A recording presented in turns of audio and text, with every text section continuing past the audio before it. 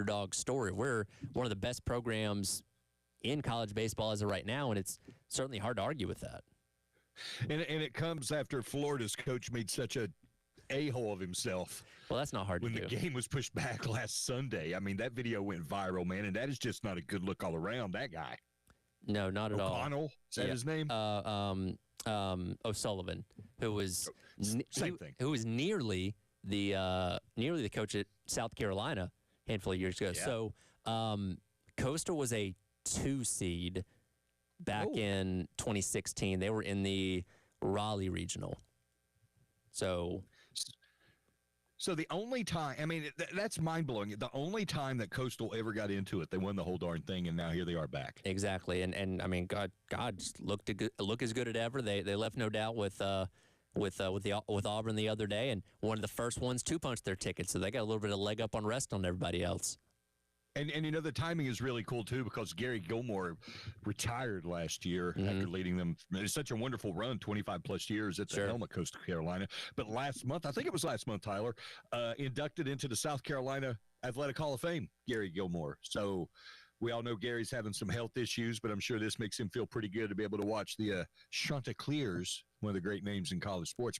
Myrtle Beach State University, by the way. I actually own the patent on that. I was going to hand to heaven, I own the patent. So it's always been Coastal Carolina, though, right? It's never had a different name?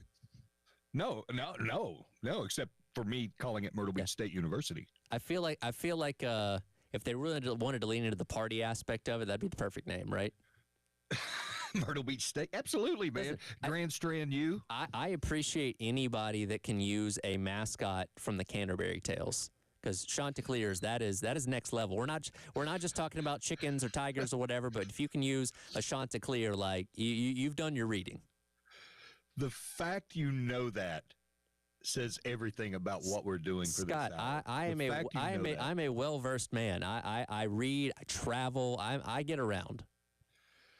I'm still wondering about this 6 hours of radio. I do this every single day. Who do I need to talk to I to do get this you a every break? single day, Scott. 6 hours? 6 hours a day. 9 to 3 every single day.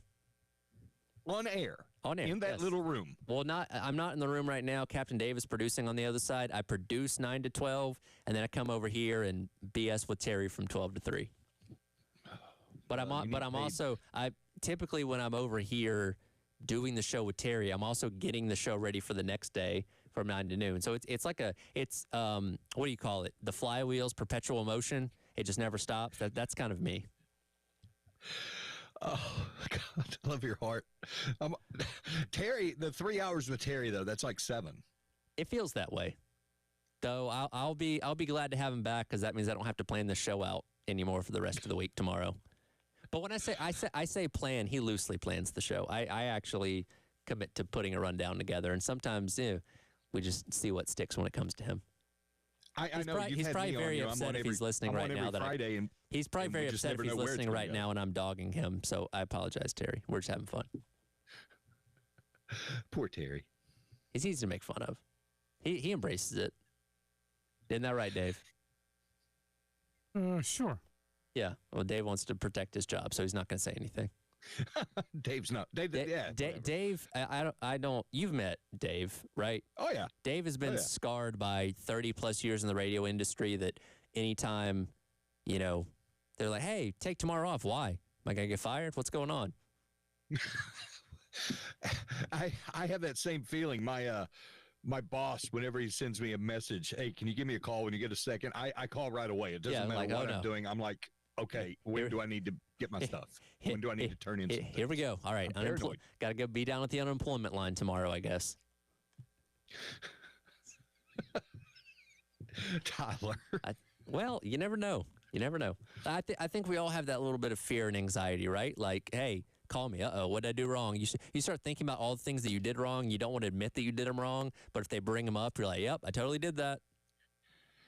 You have to look at it like this. If you're in there producing radio or talking for 6 straight hours, 7, I guess, 8, that increases the likelihood of you doing something bad, but it also increases the likelihood of you doing something good. It's a hell of a gamble you're taking. Yeah, it's 50-50. I straddle that line quite a bit. I knock on wood. I feel like I've done anything too egregious up to this point.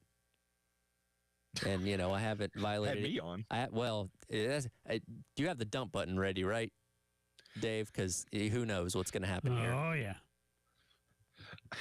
I don't curse really. That actually kind of surprises me. I feel like you're somebody that away from microphones might be a little colorful. What is you could be colorful without using salty language. What? I take great offense to that, sir. No, I mean, I know a lot of people like that. It's like, hey, yeah, when they're out of their, normal work settings, they let it loose. I mean, you should see Terry. Like, it amazes me that Terry does not have to be bleeped 3 times a show for how much he cusses off the air. It's amazing. He can flip the switch on and off. It's phenomenal. Okay. I wish Terry were here right now. I really do, because I need a buffer. Well, I'm assuming we're going to have you on Friday, too. Okay, yeah. So we'll loop back around to all this when the week comes to a close. How about that? U.S. Open week. I got a lot of thoughts on that. Okay, yeah. Well, a lot of things happening across college sports. Just talked about the College World Series, which is all but set with Murray State and Duke, the final game to go tonight. See who that 8th team is going to be later on this week out there in Omaha. But on Friday afternoon, we got the groundbreaking news we've been waiting for the future of college athletics. We'll dive into that in a lot of different ways coming up next. He is Scott Hamilton from the Post and Courier. Tyler Head, Captain Dave back in the Herndon Chevrolet studios. This is the halftime show on the game.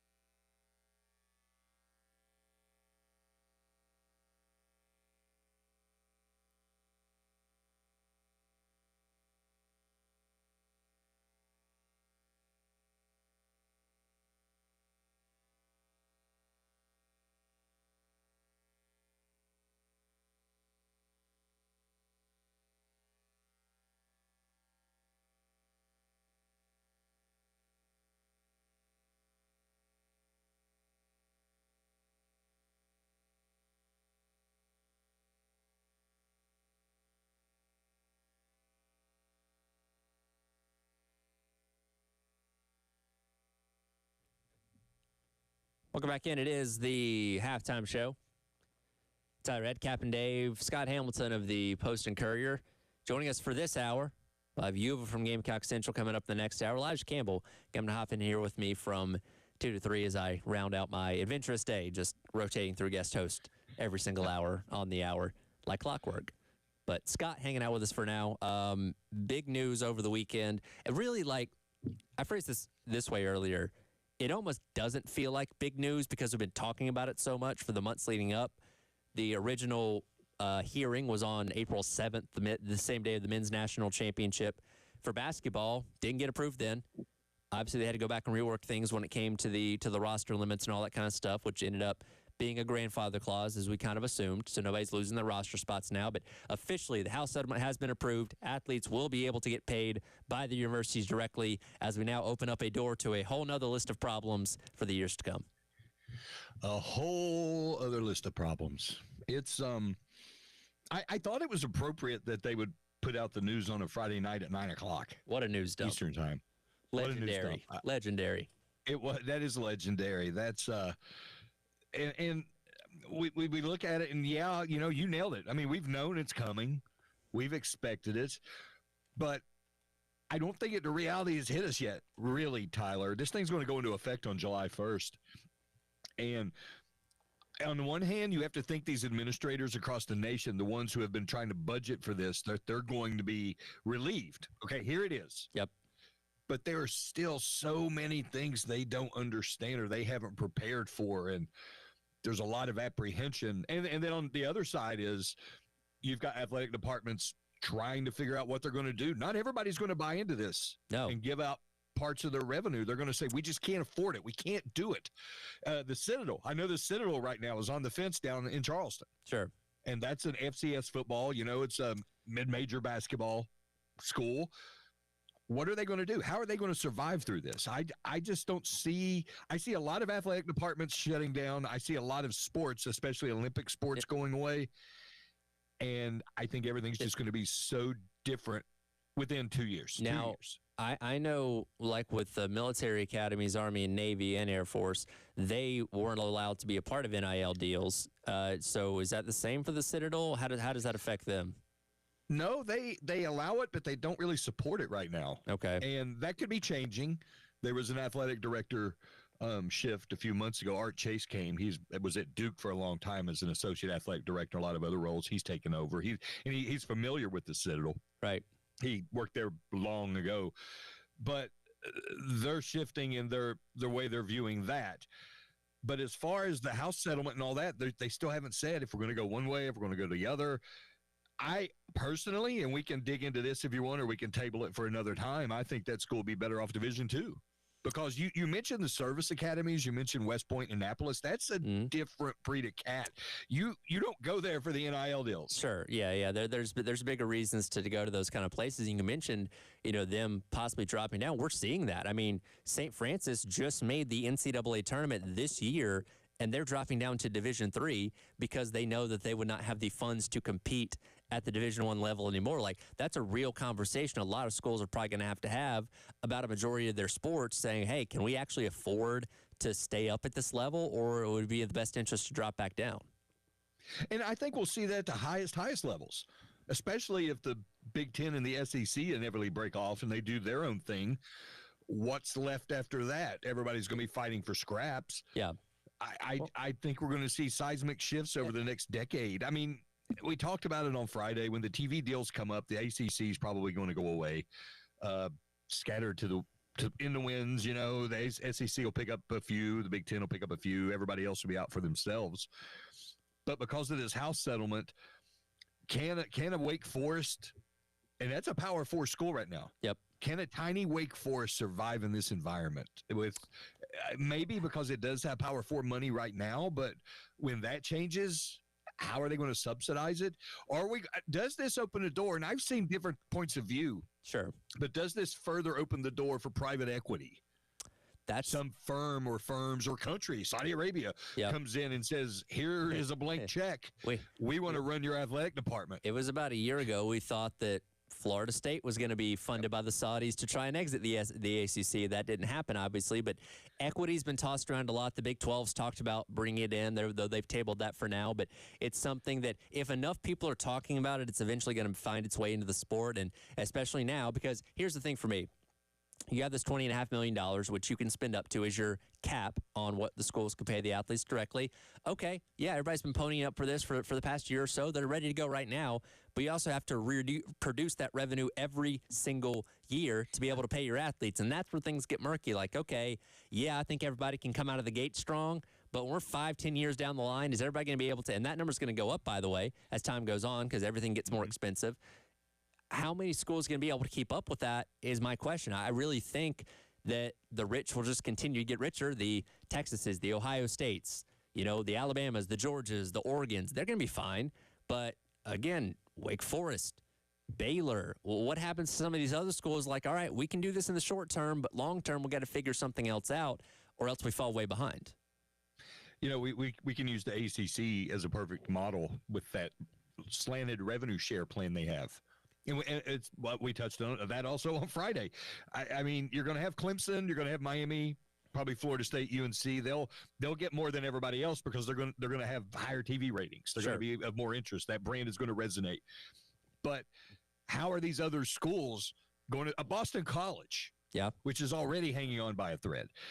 How is it going to allocate its dollars? And okay, think about this, Tyler. All right, we're going to give some money to football.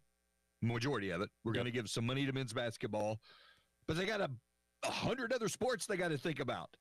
Is it worth funding those sports? When's the last time you got up and you turned on the TV saying, oh, man, Texas Tech is playing tennis today.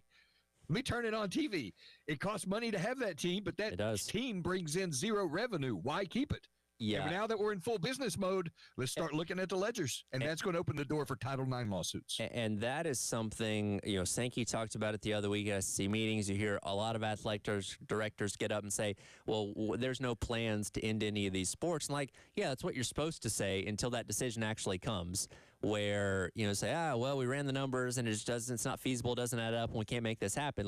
That's going to be on the horizon in the very near future, those non-revenue Olympic sports, whatever you want to call them, that do cost the schools money, that football, for the most part, does kind of fund. I mean, we joked last year when Akron came here and played, Joe Moorhead, joked, yeah, we're going there to get a check so the equestrian team can buy saddles.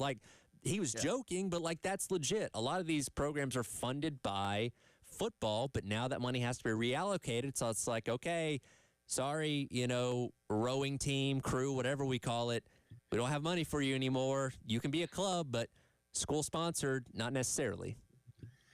And, think about this, and this has been a discussion, but it's really going to be a discussion now. Don Staley's even brought it up.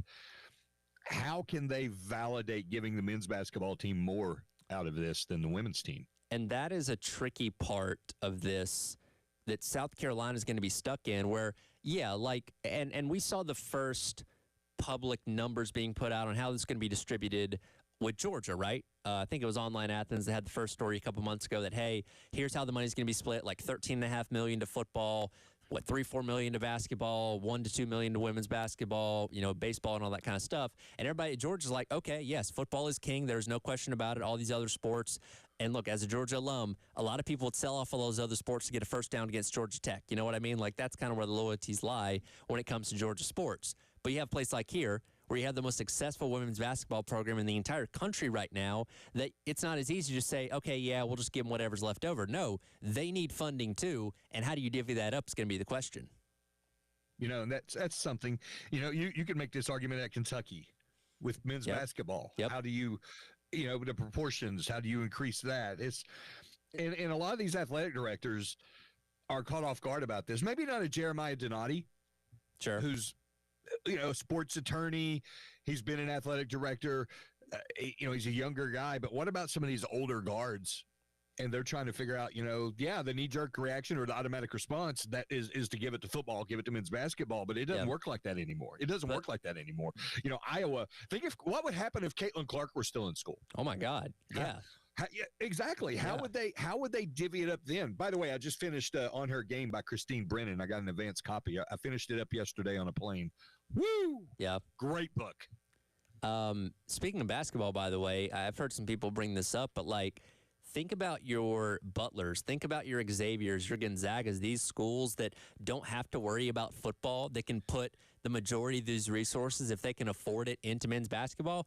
They're going to become powerhouses, right? I mean, Kentucky, Duke, those programs are still going to be good, but I feel like the majority of the money is probably going to flow through these other non-football schools. I'll take the credit for bringing that up. That was in my column on postingcourier.com. Okay. That the Big East doesn't have football, and they're not going to have like 21 million. I mean, the percentages are going to be different because their revenue, their budgets are different. Yes. But they're going to be able to put out 8.5 million towards men's basketball, where the SEC and Big Ten schools are going to put 4. And again, 3.5? That's not even counting in NIL deals. We're just talking about directly what the schools can pay the athletes. Because again, I've said this a lot this morning, because again, I'm on the air for 3 hours already.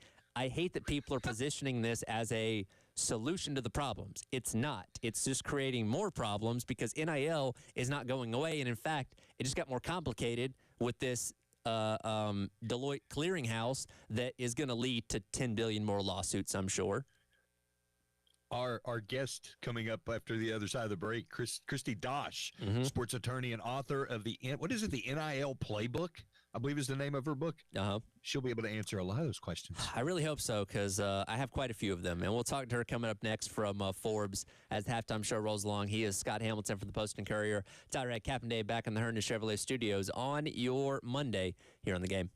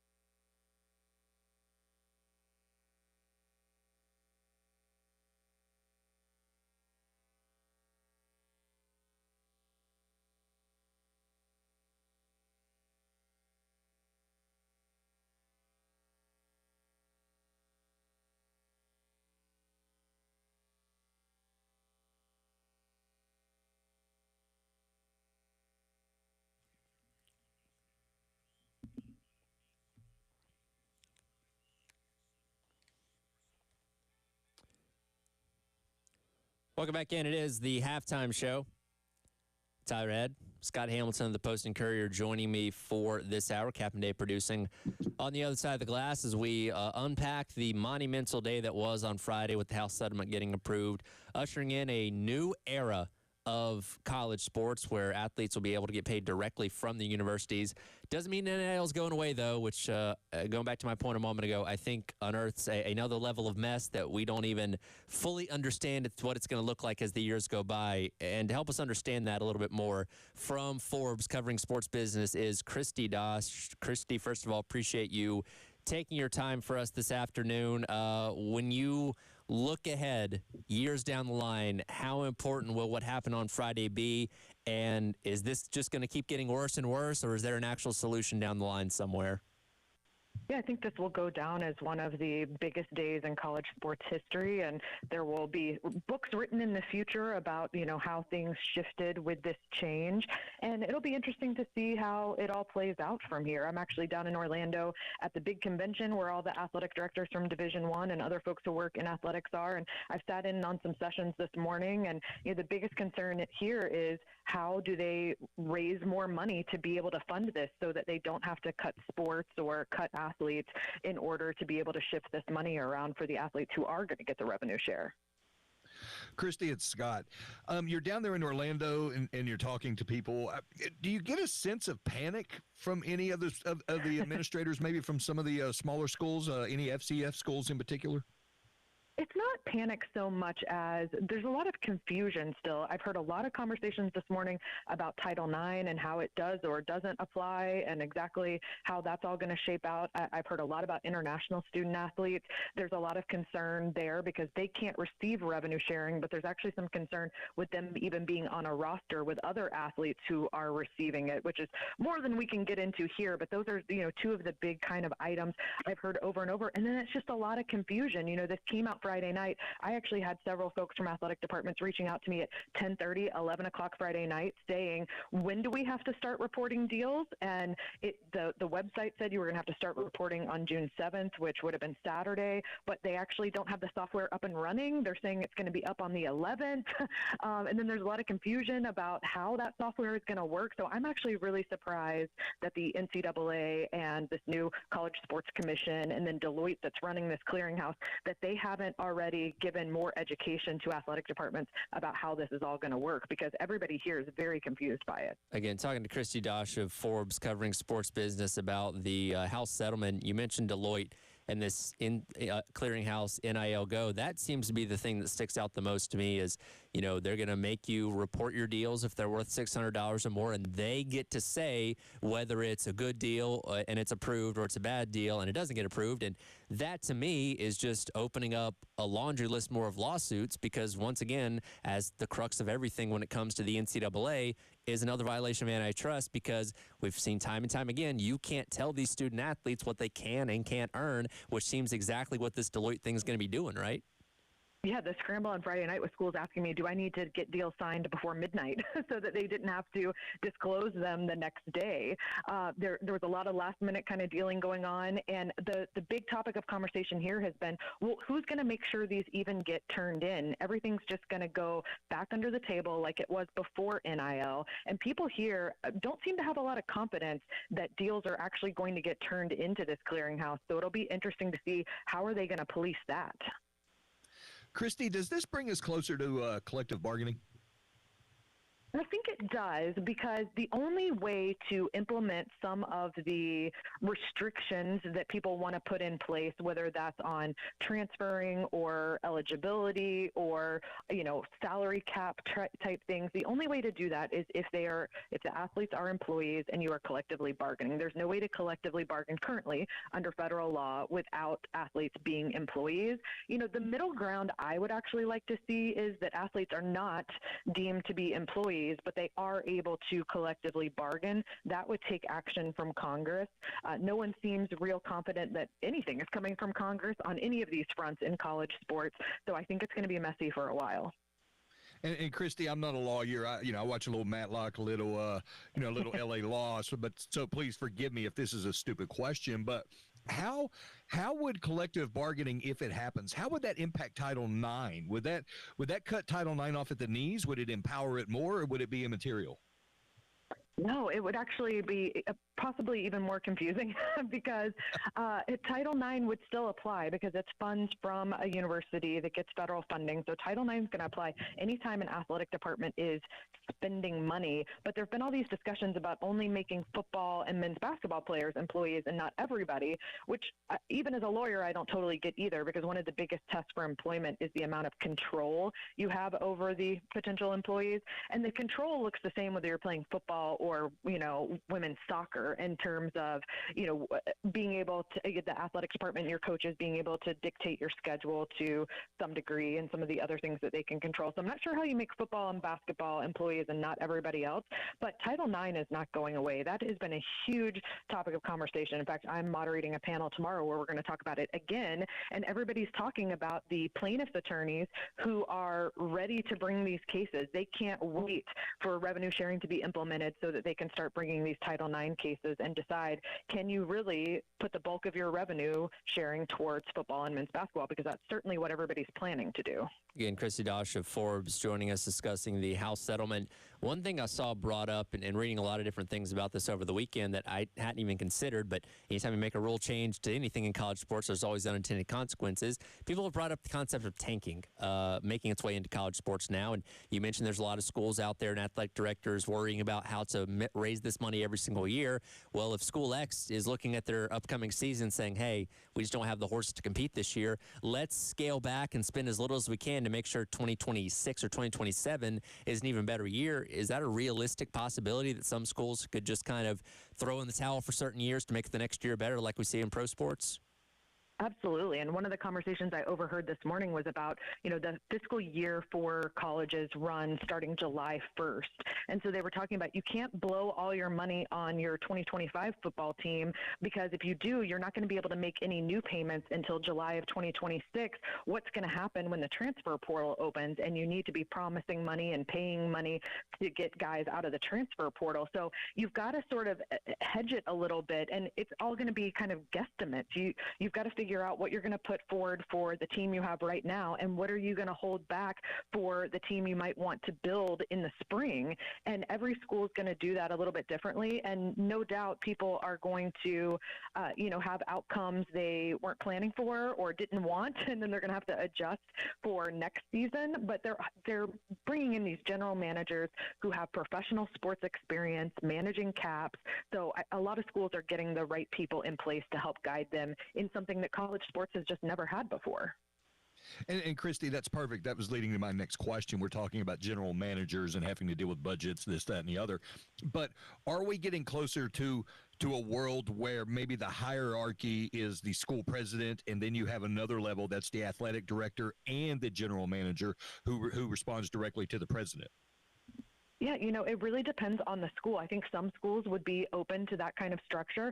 I think other schools have board of regents or board of trustees who aren't going to be okay with that, and who think that the education side of the university should always come first and be superior. And in fact, I did overhear another conversation this morning that was discussing that. They were trying to bring legal into the athletic department so they didn't have to go through the general counsel at the university anymore, because they're so backed up, and they were trying to figure out how to split it, but they were in a fight with their board of regents, about how athletics should be governed. So there are going to be some very real growing pains over, I would say, the next 3 to 5 years, and they're all going to be learning from each other. But at the end of the day, no two campuses are the same, and the stakeholders and the folks who make decisions on those campuses are very different from one place to the next. So there are going to be some things athletic directors are going to want to implement that they're not going to be able to get their presidents or their boards to buy into.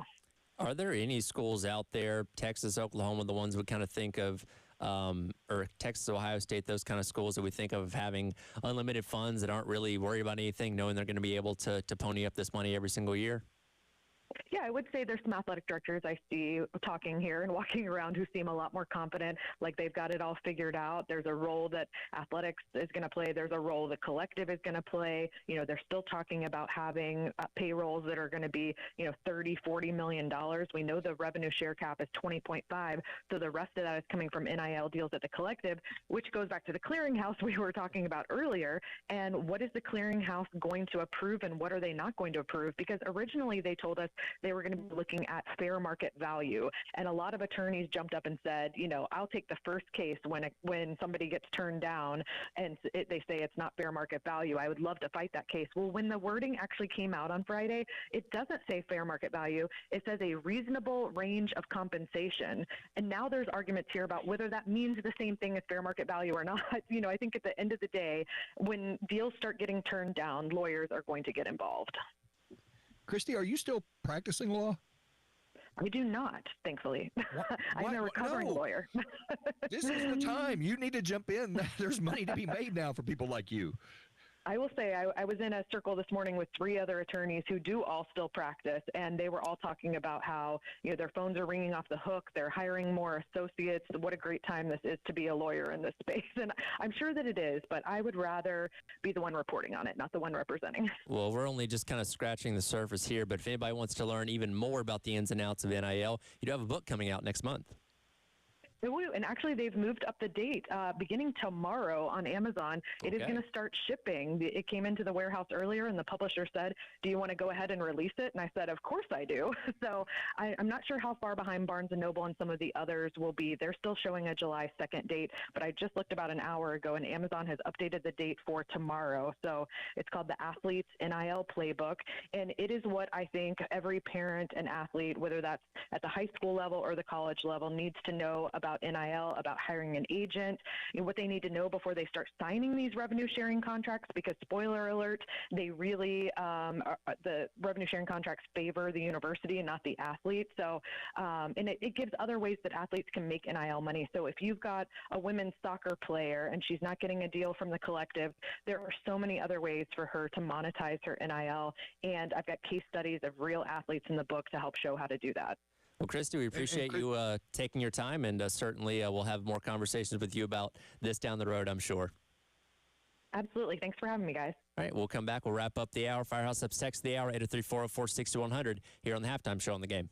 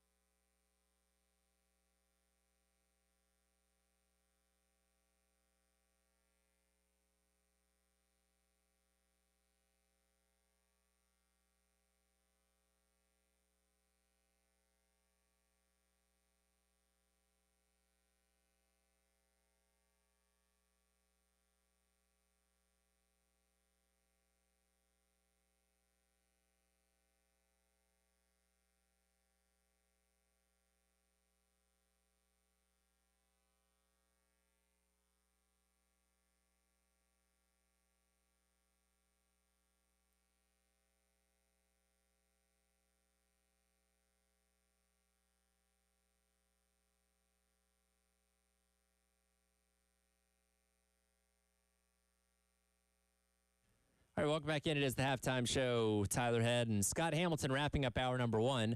Mike UVA of Gamecock Central is going to join me in the next hour, assuming that Patriots camp is done for the day.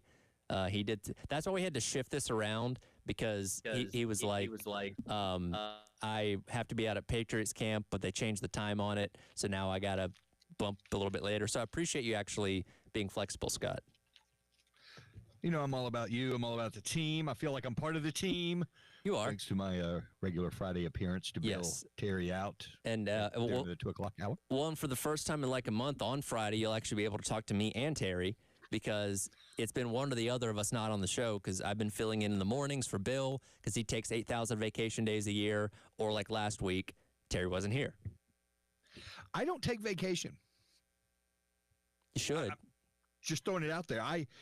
I don't, man. I mean, just the way it works out, I don't take vacation. I really should, though. I don't know what I would do, though, or where I would go. Just go sit on a beach, look at the ocean. I don't know. I live on the beach. Well, spend more time out there. I don't know. You don't have to bring your typewriter with you. My typewriter. Yeah. And my fax machine. Yeah, my typewriter. Have you ever actually used a typewriter? I have not. I've seen typewriters. I've never had to use them. I've used electric and I've used the old school, ching, like Don Draper, back in the day. And then you have to put the little card in your fedora that says press on it, right? Man, you have to smoke constantly. Of course, that's how it works. And talk really fast. See? Yes. Yeah, see? Yeah, that kind of thing. I love the way the people used to talk back then. I watched a movie the other night called His Girl Friday. Okay. And it was Cary Grant, Rosalind Russell, and Ralph Bellamy, and they were newspaper people.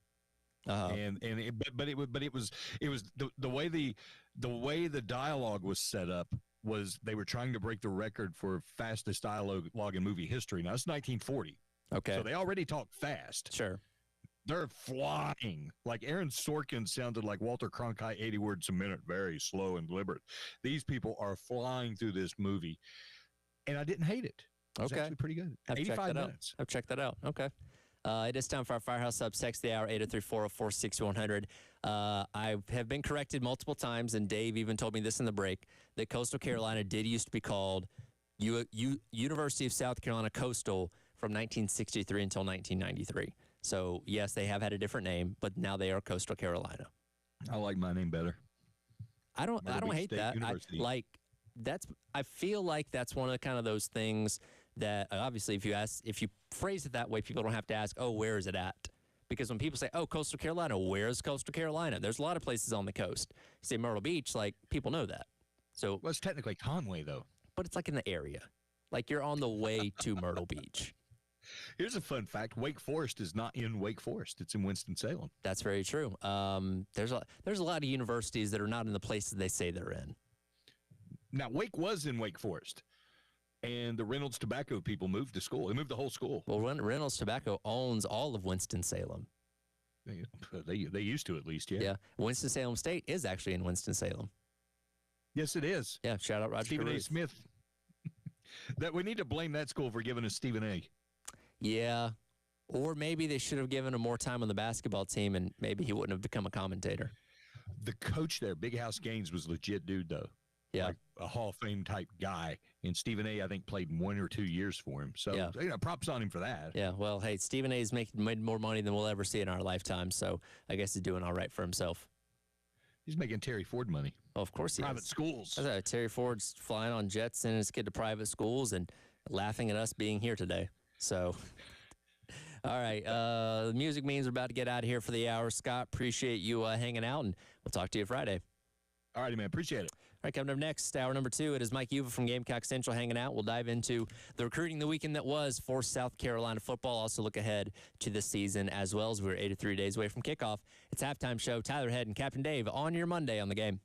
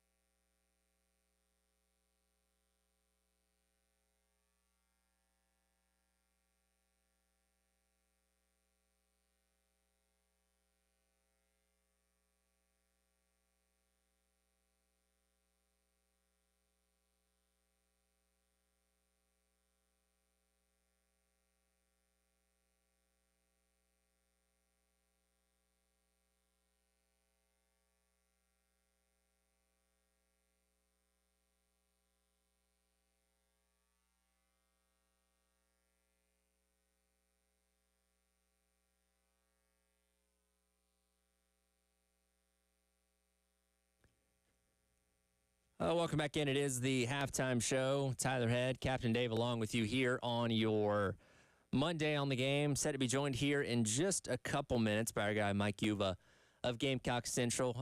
He is doing his other job today as well, being a TV news reporter up there in Rhode Island, handling some things with Patriots camp, and should be joining us here in just a moment. And obviously want to get his thoughts into what was a very important weekend from a recruiting standpoint for South Carolina. Got a couple of new commitments in the form of the Harris brothers as well, and continuing to build on what's already been a very, very strong class of 2026. But as it stands right now, we are only 83 days away from South Carolina starting the season, taking on Virginia Tech down in Atlanta at Mercedes-Benz Stadium. I don't know if you've heard this or not, Dave, but I've been asking Wes and Chris trivia questions in this kind of countdown to kickoff based on the year that correlates with whatever number day we have until kickoff. How good are you with your South Carolina football trivia? Give me a try. I don't know. You want me to pose you the question I asked them today? Sure. So 83 days. We go back to 1983. You remember Coach Joe Morrison back in the 80s. You know, obviously was a great coach, had the program in the right direction before he passed away a couple years later. He had a famous quote, "If they ain't swaying, we ain't playing." Do you know what team they had beaten at home that quote came from? Was it 1983? 1983. Virginia. I don't know. No, it was Southern Cal, the other USC. Oh, okay. They had beaten them. The upper deck, the crowd was so rowdy, the upper deck was literally swaying. And that's where the saying came from. If they ain't swaying, we ain't playing. Oh, well, very cool. So now you've learned. See, I'm also educating myself in the process of because again, I'm not a native Carolinian. I don't know all of these things myself, but I would say in doing this for 2 weeks, I've learned a fair amount of history that I otherwise was not privy to just by crafting these trivia questions. So it's pretty neat. But yeah, 83 days away from kickoff. Looking forward to things getting started, on August 31st in Atlanta. I've said this many times. I am not a fan of neutral site kickoff games. I would much rather Virginia Tech be coming here to Columbia or the Gamecocks going up there to Blacksburg and getting to encounter their environment or Sandman, all those kind of things, because that's what makes college sports so fun and so great, is obviously the home environments and all those kind of things. And I do think it's unfortunate that we don't get that in this matchup, but nevertheless, can be fun way to start what should be an exciting season, hopefully. When you have as much anticipation coming off of a 9-win season, you hope that you can obviously live up to that. Though we have a lot of questions about this team that we've talked about ad nauseum up to this point. We'll continue to talk about as summer goes along because, you have your superstars and Sellers and Stewart and guys like that, but a lot of questions outside of that, a lot of gaps to be filled in offensively, defensively, and special teams as well. Don't forget about that South Carolina is once again going into the season with an ongoing kicking battle to see who's going to be knocking through the extra points and the field goals. So a lot of things to figure out for this team as we, head into the 2025 season. And again, hopefully you can replicate the success that you had a year ago, if not more, which again, if you add one more win to the regular season win column, we feel pretty confident in saying that you're probably going to find yourself into the college football playoff at that point, which would obviously be huge for South Carolina program that up until this point still never even played in one of those, major bowl games. And that was always the knock on the Spurrier teams, which it's not much of a knock, but they were never in position to even get themselves to get themselves to a BCS bowl game, right? They played in Capital One bowls and Outback bowls and those kind of things, and this was one of the issues with the BCS back in the day was based on the rankings.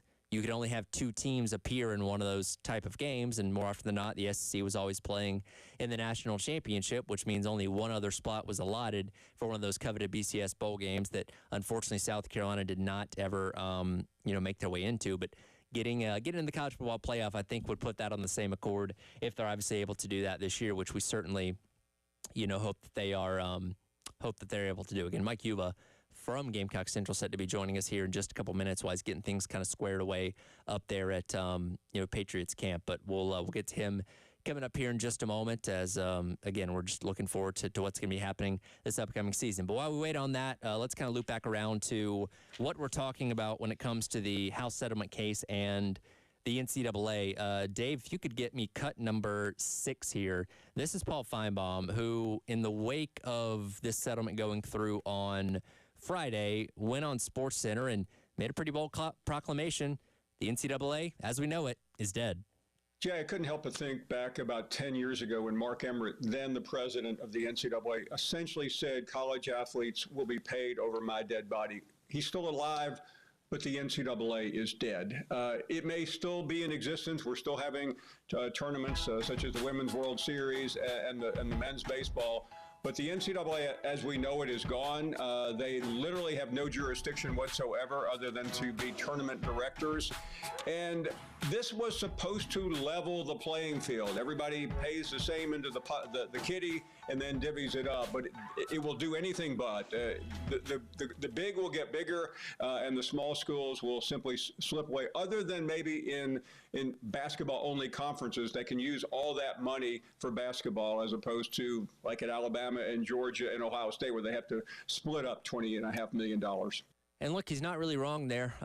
We've been talking about this over the past year or so, as we knew this House settlement thing was quick on the horizon, that the NCAA in and of itself has already been losing power quickly, rapidly at that over these past handful of years now that athletes are able to be compensated. Because, again, the main point of the NCAA being established over 100 years ago by, I believe, Teddy Roosevelt was the president at that point in time, was to, nix the ability of these athletes to earn in a lot of ways and create this amateurism model that college sports ran off of, for so long.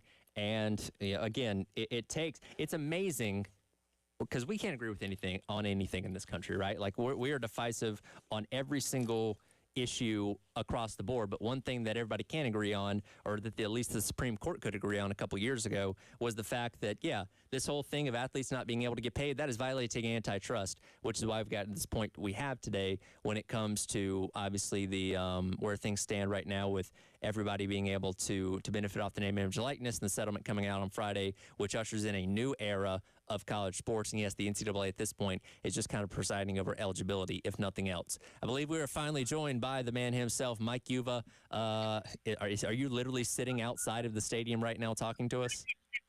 I am. I'd flip around and show practice, but I don't want to get in trouble. Yeah. But I do see former Gamecock Marcellus Dial here. He's running through some drills right now. They're doing some type of indie drill where the defense is just kind of walking through different formations. So that's what I'm looking at right now. Well, beginning of mini camp across the NFL. Absolutely. I appreciate you doing this. I know you're clearly a busy guy for what you're doing out there. So if you have to cut and run, please just let me know. It's totally cool. Well, man, first of all, how you been? How's it going? Been good. Just staying busy, of course. It's been fun watching what's took place over the last couple of days in South Carolina with some of the commitments, certainly with the Harris twins, and listening to a little bit about what you've been talking about, and I'm sure what a lot of our colleagues, I know Chris and Wes have been talking about a lot, everything that's gone on with the latest settlement in college sports, and I'm sure that this is far from being over. I'm sure this is something that is only going to open up a can of worms. And I'd be remiss if I didn't add this too. Yeah. It was phenomenal. It was phenomenal to see the Red Sox beat Jack Veltry's Yankees over the weekend twice. So well, very happy about that. You've gotten the one over on Jack. You've gotten over on guys like Wes and myself when it comes to the Braves. You're just feeling good right now, aren't you? Well, I think we split the season series. That's we took true. The latest. That's true. The latest one. Just like your Braves, and I know there's a lot of Braves listeners in the Columbia area and throughout South Carolina. Both the Red Sox and the Braves, I don't know what's going on. Just an absolute pitiful season for both, but we'll take 2 of 3 whenever you can. I believe the Red Sox were the only team that had more one-run losses than the Braves had this year. Well, and that's why when you look at a lot of these statistics, and it's not apples to apples, but that's why I've always hated analytics. And, stats can tell you whatever story you want. Because, like the Red Sox, and I haven't looked in the last week, but they were top 5 in the league in runs scored. Yeah. Well, the majority of those runs came all at once, and then they weren't able to score really in some of those other games. So some stats could be misleading, but then again, we would never do that. No. We would never do that to favor the Gamecocks in any manner. Of course not. Well, the most pressing question, how's the wedding planning going? We have a venue, we have a date, and we have a location. I have one job, though, I was told. I am not allowed to disclose that information publicly. So, because that's all we need is she's afraid that it'll just turn into like a big – and she's a Gamecock, but she doesn't want just a bunch of random people showing up. So that's the one thing she's asked me to do. Like, so far, a couple days in, I'm doing a decent job, but – just got to make sure I don't screw up. Well, the fact that you've all got all of that done already is actually pretty impressive. One place we were looking at, we were very happy with the venue and the date, and then of course the owner promised that date to their niece. Is what we were told. So that's how we it had goes. We had to shuffle things around a little bit. The only thing I will say though is. It will be in South Carolina. There's only going to be one wedding. We're not going to do a home and home. We're not going to come up and do one in Massachusetts. So one and done. Well, if you hang around with me for the full hour, I might have an idea of a guest you can pay to invite to your wedding that might spice up the party a little bit. Let's do it. I'll be here for the next hour unless they get this press conference started a little earlier. They started later today, so we should be good for the next 45 minutes or so. We're going to go full steam diving into the Gamecocks, look back at this past weekend when it came to recruiting and visits, as well as camps, and look ahead to this upcoming season. Coming up next, he is Mike UVA. Join me live from Patriots camp as of right now, as we roll along on your Monday here on The Game.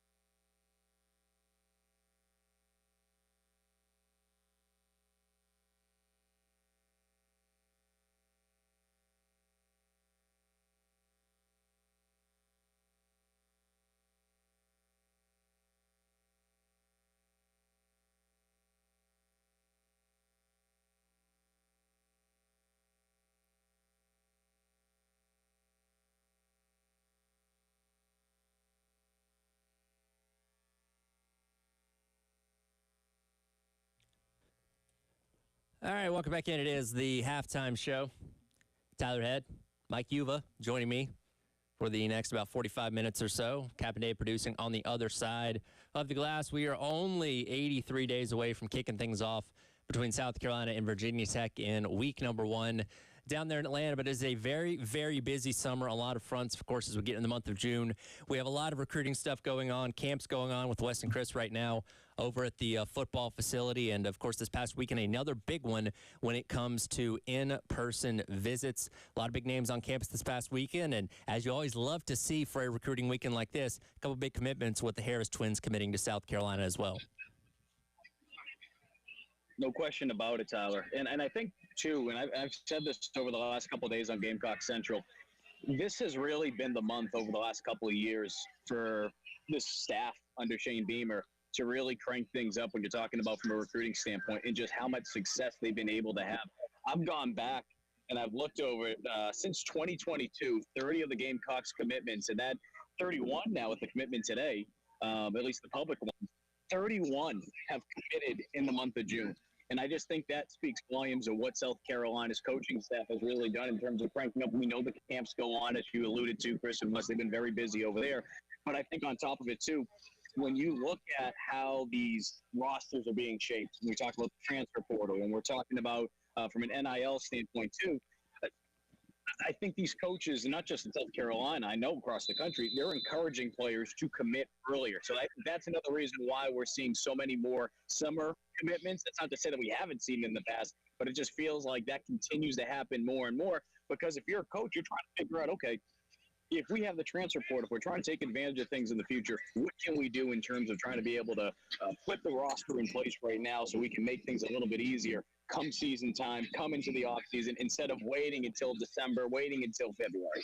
And as it stands right now, and you added 2 4-stars in Aiden Harris, a 4-star defensive lineman, and his brother, Andrew, who is kind of an edge/linebacker. I know they kind of said they want to kind of use him in more of that linebacker type of role, it seems like. But you add a couple more 4-stars to a very, very strong class. And we joke about this all the time, the seemingly, the well-known 3-star mafia around here, which says, why do I care about that guy? He's only a 3-star. Well, this is the kind of class for you, because the vast majority of the people committed so far are all 4 stars, according to the On3 industry rankings. Yeah, and you look at some of those 4-stars, whether it be a guy like Aiden Harris, that's a guy that when it's all said and done, he could get bumped up to be a 5-star.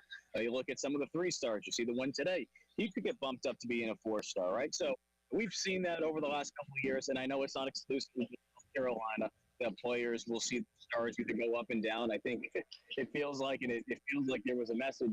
It feels like it happens around this time every year, but there was a message I read the other day. It's like, Mike, how long until some of these guys who committed to South Carolina, how long until they start to fall in the rankings? So I say that because I get it.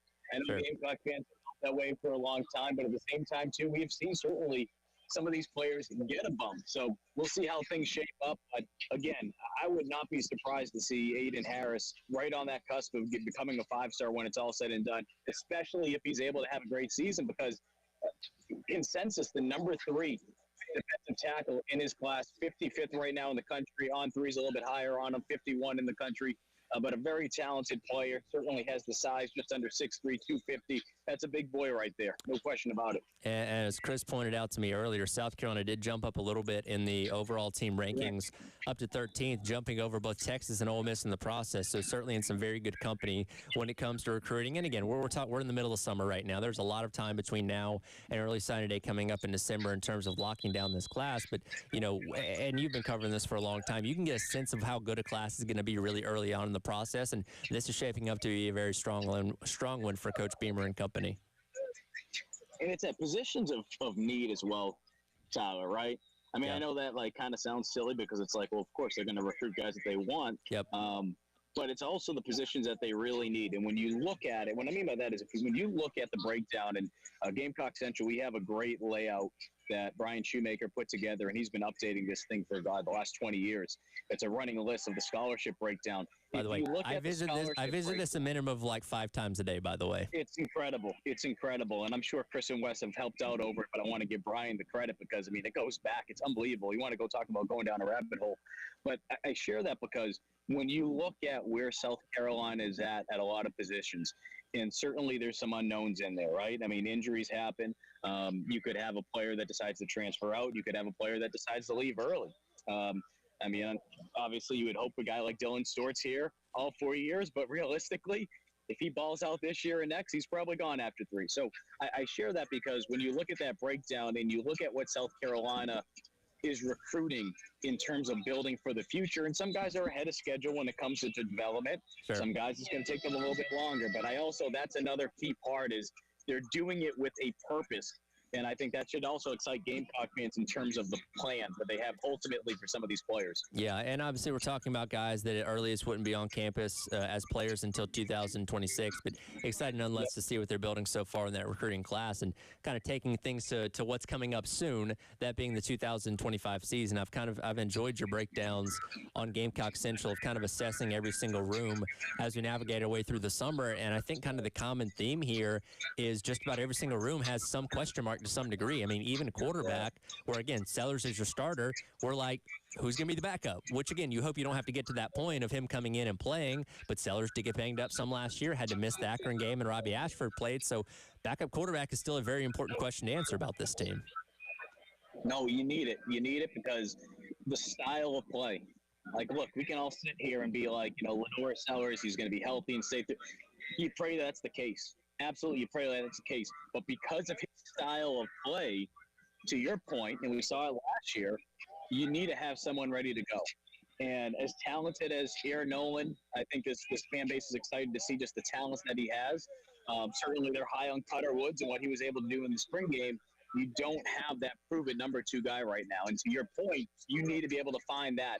And that is only just a fraction of what they need to be able to figure out because you're losing a lot of production on both sides of the ball. That, Tyler, more than anything, is, and I wrote a story about it today. I do a story annually about the expectations from a win standpoint because it feels like at this time of the year, talking season, we start hearing those rumbles. Okay, How many wins? Let's go down the schedule. And I threw that out there. I won't put the number I threw out there, but I was also realistic in some of it simply because you're losing a lot of production on defense. I still think, I'll say this, I do think that they have the DNA of being a college football playoff team this year. But at the same time, too, we need to answer a lot of questions. And it's not just defense. Offensively, what happens now? We've said this on your show before and on other programs.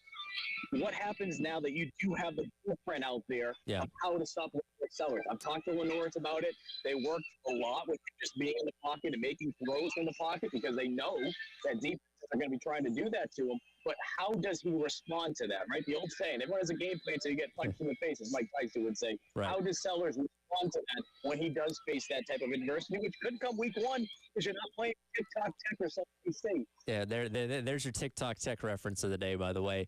Now, having a quarterback as established as Sellers is, being looked at as one of the better ones coming back this season, does alleviate a lot of the concerns because if we had questions everywhere, including quarterback, and we were going to be starting someone we didn't know, then I don't think anybody would talk about this team scratching the college football playoff. But when you have a guy that proved himself, especially in the back half of last season, you have confidence that even if there's some inefficiencies around him on the offensive line, receiver, running back, again, I'm still waiting on Russell Faison's eligibility to get approved or not, you have faith that a quarterback like that can kind of overcome some of those issues around him and make the team as a whole better. So we'll certainly have to see about that. But, yeah, this is going to be one of those things that I think we're going to be learning about this team more and more as the weeks go on into the season because there are so many new faces and guys that haven't played a whole lot that we're going to have to wait and see what they do when the season finally gets here.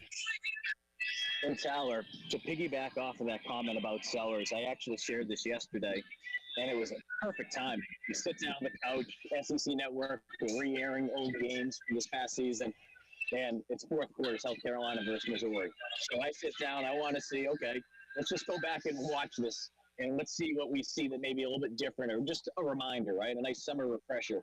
And I tweeted this out, but, rewatching that game, I think what impressed me more than anything wasn't just the arm strength there from Lenores, the ability to extend plays with his legs. We know that's there, but just the level-headedness. And I think that's one of his strongest characteristics because you go back to last season at times, the ups and the downs, the awards that he won at times, too, during the season. I've had an opportunity to talk with him just away from the camera. I know that in front of the camera, the fans, the other media members, they see it. Sure. He's always the same. He is always the same. And I think doing that more than anything, especially with the fact that, okay, there are some question marks on offense. 3 interior offensive linemen you're trying to replace.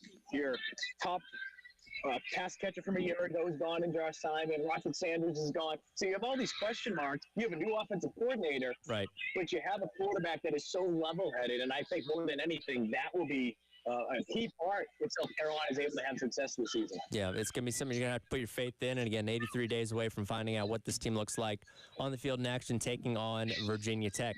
Coming up next, we'll continue our conversation, dive into the college football playoff a little bit. Pete Thamel said something this weekend that I want to get UVA's perspective on, given the fact that he is up in the Northeast with a lot of people that, quite frankly, don't care about college football. That's coming up next. It is the Gamecock. It's not the Gamecock. It's the halftime show. Tyler Head, Mike Uva, Captain Dave, along with you on your Monday here on The Game.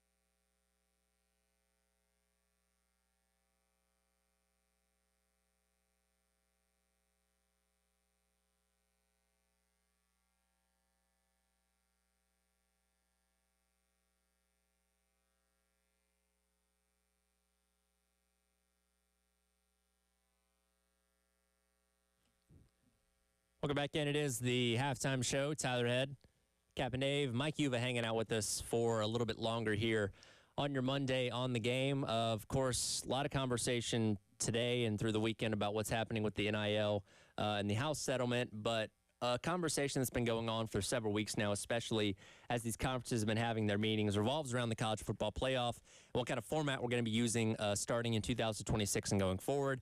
The two proposals that have been thrown out there is the 4-4-2-2-1 model as well as the 5-11 model. It seems like there's a lot more juice for the 5-11 model as of right now, but Pete Thamel was on the College Game Day podcast over the weekend and said something that I hadn't really thought about, but given that you was joining us for this segment, I feel like he could offer the perfect perspective on this. This is Pete Thamel talking about not only the fact that the 5-11 model is likely going to go through, but the 4-4-2-1 was too complicated and wasn't going to bring new people into college football. Cut number 3 here, Dave. The 4-4-2-2 thing is not going to happen, right? It's just not. The weekend, and Heather Dennis wrote this, was a distinct pivot, right, from automatic qualifiers to there. And certainly there's some ways to go and things to figure out, especially the strength of schedule stuff. But I just think, Dan, stepping back, the point of the playoff expanding, right? College football, unbelievable regional sport that became national right around the BCS. You liked the BCS, Stan, didn't you? Yeah, big fan. But it did nationalize, for all its flaws, it did nationalize the sport. So one of the challenges I've seen the sport have, trying to capture the I-95 sports fan, right? Boston, New York, Philly. You want to bring them in the same way you bring them in on the first Thursday of the NCAA tournament, or if you really like True TV, you can come in on the first Tuesday. But you want to capture that casual fan because you have the guy in Birmingham. You can't get any more people to watch in Birmingham, right? And the idea of the 4-4-2-2-1-3, if you're sitting at the bar in Southie trying to talk about Notre Dame's playoff chances, it's just like your head would explode, right? It's again, is it unbelievably, it's not Good Will Hunting calculus, but it's just not intuitive to a sports fan. So basically 5+11 is like, we're going to take the conference champions and the rest of the best teams, which to me is just a lot smoother if you're trying to explain this to like the people on the fly. Because we get so in the weeds sometimes and we talk about these terms and we socialize them, as everyone likes to say. Like anyway, that's a little bit of a rant there, but I just think as this transitions to 5-11, which it appears on the trajectory to do so, and probably for 26, but not certain, that I just think for the sport in general, a clearer idea of where it's going makes sense. So I'm glad he brought that up because I want to get your perspective on this. We talk about the general people around you in Rhode Island don't care too much about college football. Could you explain to them how the 4-4-2-2-1 model would have worked and how we would set the field for the college football playoff if it came to that? That would be a very big popsicle headache, I can say that much. It's funny too, he mentioned Southie. Like, there's things that when you're a local, it's like you hear. Just like if you're down there, I'm sure there's certain things that South Carolina people would laugh at. I think this: when some hear that, and I hope that people know me by now from being down in the South for as long as I have. I mean, I'm heading into my 11th year covering the SEC and 10th with the Gamecocks. At the end of the day, it's all about finding the best team. No question about it. You want the best teams in the college football playoffs. Having said that, I don't think Pete is getting away from that altogether.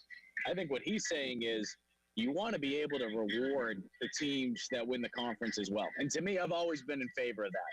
Now, the idea of, okay, if you win your conference and, having Boise State be a higher seed or some of that stuff last year, that is where I take a step back and I'm just like, what are we doing? So I'm glad they reevaluated that part. But I like the model that Pete suggested. The 4-2-2, all that other stuff too. It does become a popsicle headache when you're trying to grow the sport. And look, it's not to say that you necessarily have to give, two rats, about teams up in New England. Sure. But I also think too that you'd be naive not to think that when they're expanding the college football playoff, it's always going to be about money. Sure. And they want to be able to continue to have more eyeballs in there. So certainly when you think about some of the teams that were in the college football playoff last year, on top of all the SEC teams that they had, it became something bigger. But to the point, though, yeah, keep it simple. Simple, stupid. is one of my favorite phrases in life. Just keep it simple, stupid. Well, unfortunately, I think we've gone way past that point, but at least it seems like we're heading towards 5 and 11, which again is a lot more simpler than 4-4, 2-2, 11, Correct. 27, or whatever we're going to call it. And again, that was kind of an angle I've never really thought about until he brought it up that, you know, and again, you want to grow your TV audience, get more people into it. And if you were sitting down at a bar in Boston and wanted to explain the college football playoff to people, they'd look at you like you were crazy after about 30 seconds, and you still haven't even explained how people get into the darn thing if it did go to that kind of model. So, yeah, making it simple for people to understand invites more people into it. Like you said, the NCAA tournament, it's a 64-team tournament, 68 when you count playing games. You win your conference, you're in. The other teams at large also get in. It's straightforward. You play a bracket, and boom, you're done with it. Easy for people to understand, and that's why people love it so much, even though that it's now possibly going to be expanding soon, too. And look, obviously there's going to be things like that, the NCAA tournament for basketball, that it's very easy to understand. You win, you advance. Lose, you go home. I try to explain to someone at work the other day how the college baseball playoff works. And you would have thought I was talking like trying to explain calculus, which is certainly something that is not up my wheelhouse. Right. But I say that because even the fans that truly understand how it works, and even though it's not, you know, rocket science when you try to break everything down, there are going to be some people that are confused by it. I think the best way to be able to expand it and be able to get those eyeballs is similar to the college baseball model, which is teams get in. Yeah. Now, I'm not saying we want to expand the college football playoff to 64 teams. That's not what I'm saying. I'm not saying we need to even go up to 32. But the point is, if you do have those teams from said region making the tournament, and I'm not saying you baby them. If they get in, that's great. That's how people are going to watch. Look at any other sport in the country, even professional sports. You look at hockey in some parts of the country, in those areas that pop up like Vegas. What helped them? They were winning, you know. So if you get teams that make the playoff, that's going to help more than anything. And even if it's, you know, 2-2-2-2, something crazy, and I know that that's not the case, you'll get people to pay attention to if their team is in it, because they'll be like, ooh, you know, my school's in it. Yeah, absolutely. So, again, that's something that also still has to be hammered out. I think we're all ready for just the season to get here so we can actually talk about the football on the field instead of the litigation and formats and all those kind of things. You don't want to talk about Belichick and Jordan Hudson? You don't like doing all this talking season stuff? By the way, how much of Belichick is being talked about in your circles up there now that this whole circus has moved down here to North Carolina? I'll say this, that especially for a good 3 weeks and change, all the sports talk radio up here, that's like what it was all talking about, because the Red Sox were just playing like garbage. Yeah. The Celtics had just been eliminated. Bruins weren't doing anything. They just hired a new head coach, so that will be going on tomorrow, the introductory press conference. So you had like this 2 or 3 week span where it was just Belichick almost every day, and more information was coming out. So I think the big thing is that I take away from up here from talking to people that have been around Bill and the pro. I think they're just worried about him, because it's almost like it's the complete opposite of what he preached for so many years, you know, the distractions. And I know there's going to be people out there saying, oh, who cares? I don't care about this stuff. Well, the bottom line is this. He's the greatest NFL coach of all time. And now he's taking on college football, and that's not he's going to have success, because look at Nick Saban going from college to pros. That didn't work out. So, but it's a fascinating story. And Tyler, what do we just say? Winning cures all, right? It sure does. Winning. Yeah. So if they have success down there, all this stuff about Bill and what he does, I mean, shoot, he could go on a hot air balloon with Jordan's face on the thing, for crying out loud. People aren't going to care as much, because they'll be like, oh, well, Bill still just knows how to win. Now, are there people up there that are like rooting for North Carolina because of him? Are you seeing like Carolina blue populate the area up there at all? No, I think some people just think he's lost his mind. But I think that also speaks to just the region that we're in when it comes to college football, because some people are like, he's going to go to college football? Like, this is so beneath him. I can't believe he's doing this. Sure. Well, mind you, he's getting paid very handsome. I think he's making, what, $10 million this year? The money's there. The money's there. And I've said this before. The real reason he's doing this isn't about the money. It's about the power. I feel like more than anything, he wanted to not only coach an NFL team, he also wanted to be a GM. And from the sounds of it, a lot of NFL teams weren't going to be able to give him that. They weren't going to do that.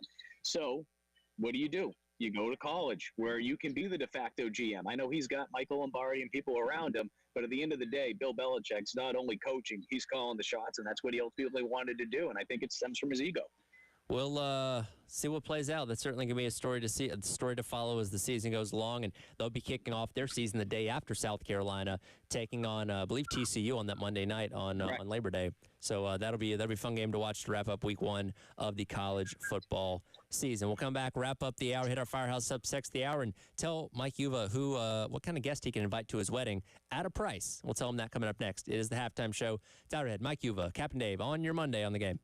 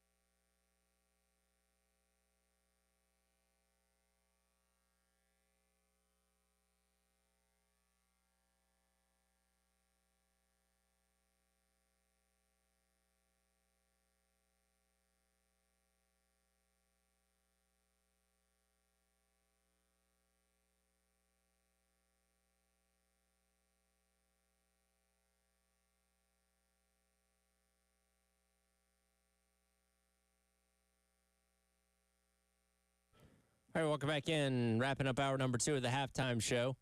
Tyler Head and Mike Uva along with me for a couple more minutes here. Captain Dave producing on the other side of the glass. It is time for our Firehouse Subs text of the hour at 803-404-6100. This is from Chris. He says, Tyler, Knicks fans would like to know how the Celtics rebuild is going. If you could ask Mr. Uva as a Knicks fan, I would greatly appreciate it. So, Mr. Uva, the floor is yours. How is the rebuild going for the Boston Celtics from a Knicks fan? Well, I think it all comes down to what they want to do next year with Jason Tatum. I mean, here's the issue with this. How many times, and this is what, and we're all guilty of doing this, which we're covering the Gamecocks too, I'm sure, but especially pro athletes. Oh, they're ahead of schedule. Oh, they're ahead of schedule. So, you know, with the stuff with Tatum, of course they're saying, oh, he's ahead of schedule with his Achilles injury. What the Celtics need to ask themselves is, are they going to be able to compete next year? And if they don't feel like they're going to be able to compete next year or even the following year because of Tatum's situation, and they do want to move some pieces around, then that changes things drastically. I don't know. Because you get the sense that the Celtics are going to be looking at potentially trying to get Giannis Antetokounmpo. But the thing about that is you're going to have to move on from probably a guy like Jaylen Brown, because where things stand right now at the Celtics, if they were to bring all the guys back who are under contract for next year, that salary cap would be over $500 million, which would be the highest in NBA history, and you have a new owner coming in too. So I don't know if necessarily that's what you want to take on as soon as you move into a new house. Well, there you go, Chris. Hopefully that was the answer that you were looking for. Again, you're in the process of planning a wedding. As you said, it sounds like you've got all the boxes checked for the most part. We just can't know any of the details as of right now. I know Cocky is a very popular guest at weddings. I don't know if that's something you've looked into yet, but if Cocky needs a companion, I learned this weekend, you can also get the Oregon Duck for $1,500 plus 52 cents per mile for traveling. So if you want a mascot battle at your wedding, Cocky and the Oregon Duck, or Puddles is his actual name. Puddles. Well, if that's the case, I mean, Jack Veltri, he'll go MIA. He'll just be stalking Puddles, the Oregon Duck, all day. Colin Taylor would be absolutely petrified. I think we shared this on your show. So when Colin had his wedding, Michaela surprised him by having Cocky show up, and Colin is definitely afraid of mascots. Finding that out, I found out towards the end of graduation, and, the Cocky comes on out. It's a big announcement. Yeah, right. That kind of stuff. So I end up grabbing beers with one of them because I said, hey, we appreciate the support over the years. Let's grab a drink. I said, all right, I'll make. So we start talking. Sure. I passed the word along, and he passed the word to the other Cockies that if they see Colin around the stadium to just say hello. So Colin would be up in the press box, and he'd be turning around, and there would be Cocky just sitting in. So and I remember getting a message from Colin saying, I can't walk around Founders Park without a mascot coming up to me now. Thanks a lot. So I say all that to say it would be just worth it, but we'd have to have a camera person just to film Colin all day long. So, which is really it's really funny for anybody that's never seen Colin in person. He's a very big guy. Like, he's not tiny. He is bigger than these mascots himself. So the fact that he's afraid of them is really funny. What would who would win in a battle? 100 Colin Taylors or one mascot?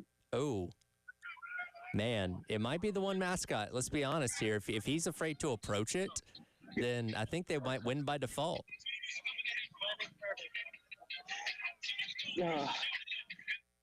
I love seeing Colin around mascots. I'll have to send you the video. I don't know if there's really any audio, so it might not be good for radio, but just him looking at Michaela like, he's just like, I hate you. I hate you. Like, as Cocky comes out on their wedding day on the dance floor. It was beautiful. Now, would it help if he knew the person underneath the costume? Or is it just in general no matter what? Well, as we all know, because there could be little kids listening in the back seat, we all know that's really cocky. That is true. That is really cocky. But if he got to know Cocky a little bit better, I guess is the way to phrase it. No, okay. Still no. Even if they're friends, okay. Even if, I don't know, they were someone that, I don't know, works for GC or someone like that. No, I don't think it would make a difference. Well, just for reference, if you need a friend for Cocky at your wedding, Puddles the Duck, $1,500. Make it happen. Might have to see if we can get some extra money here and there. I mean, the Bojangle checks aren't coming in anymore, so that was a good run. Just sell a couple more UVA biscuits and we got it, man. Well, they got to bring pimento cheese back. That's why that's true. Discontinued. It was a good run. It was a good run. All right, man. I'll let you get back to it. Thanks for hanging out. Appreciate it, Tyler. Take care, Dave. He is Mike Uva from Gamecock Central out there at Patriots Camp. We'll come back, hit hour number 3. Elijah Campbell set to jump in here with me as we hit what's trending at 2 as the halftime show rolls along here on the game.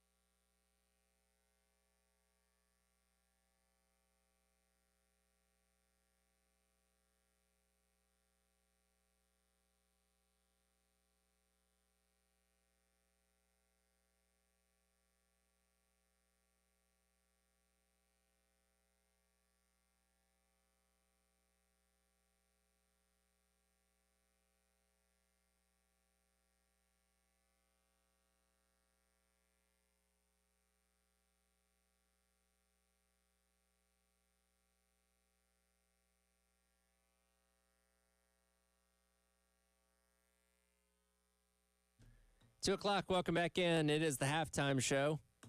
Tyler Head entering my final hour of work for the day. Elijah Campbell hopping in an hour early. You have the distinction of being, I think, the 7th different co-host I've had today. 7th? Let me run you through my day. Throughout the course of the entire day. The entire day. Jack from 9 to 10. Okay. I had Sam and Jalen from 10 to 11. Sam and Jalen, okay. Just Chris at 11 because Wes was also out at camp. I had Scott Hamilton at noon from Post and Courier. I just had UVA on in the last hour. You were 7. I'm sorry. Wow. Yes. You've Congratulations. talked to 7 different people. Your social battery has to be dead. Oh, my It voice. has to be just completely dead. I feel like my voice is about shot. So one more hour. I'm going to power through it. But This is the Tyler Head Marathon. You're the first one since Jack, or I guess since Sam and Jalen, to actually be in studio.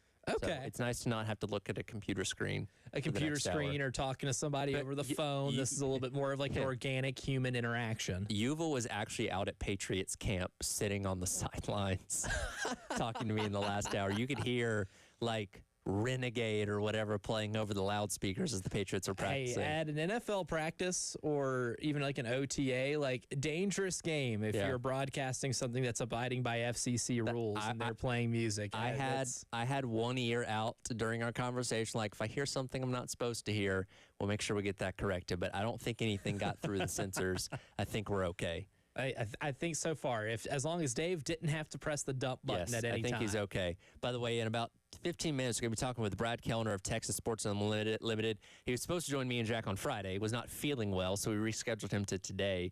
But we've been doing our tour around the SEC, and of course, Texas. They're like the favorites to win the national championship. So got to get some perspective. And by the way, just won a women's softball national championship on Friday.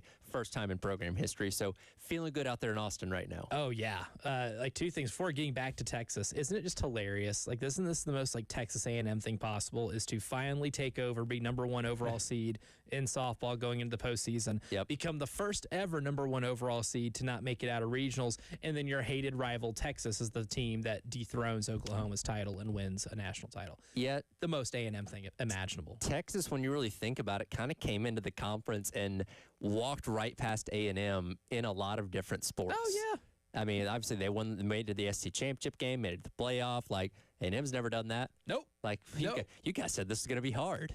Right, yeah, it's like that Legally Blonde quote. Like what? Like it's hard. Yeah, exactly. To go in like the SEC and start winning. You guys were complaining about this the entire time. This is easy. It still does kind of feel like Texas and Georgia in football again this year too. Like they're on their own tier, and then there's everybody else. Yeah, could somebody jump up and surprise us? Sure, but that especially when you look at what they've both done in the offseason with the portal and all that kind of stuff. And again, I know Sark downplayed it. Oh, it's not a $40 million roster. It's only $25 million. Oh, well, that's different. Oh, sorry. Yeah, like it's because still, everybody else is trotting out $25 million rosters. It's still the most expensive roster in college football that we're aware of this year, and I doubt anybody's going to outdo that.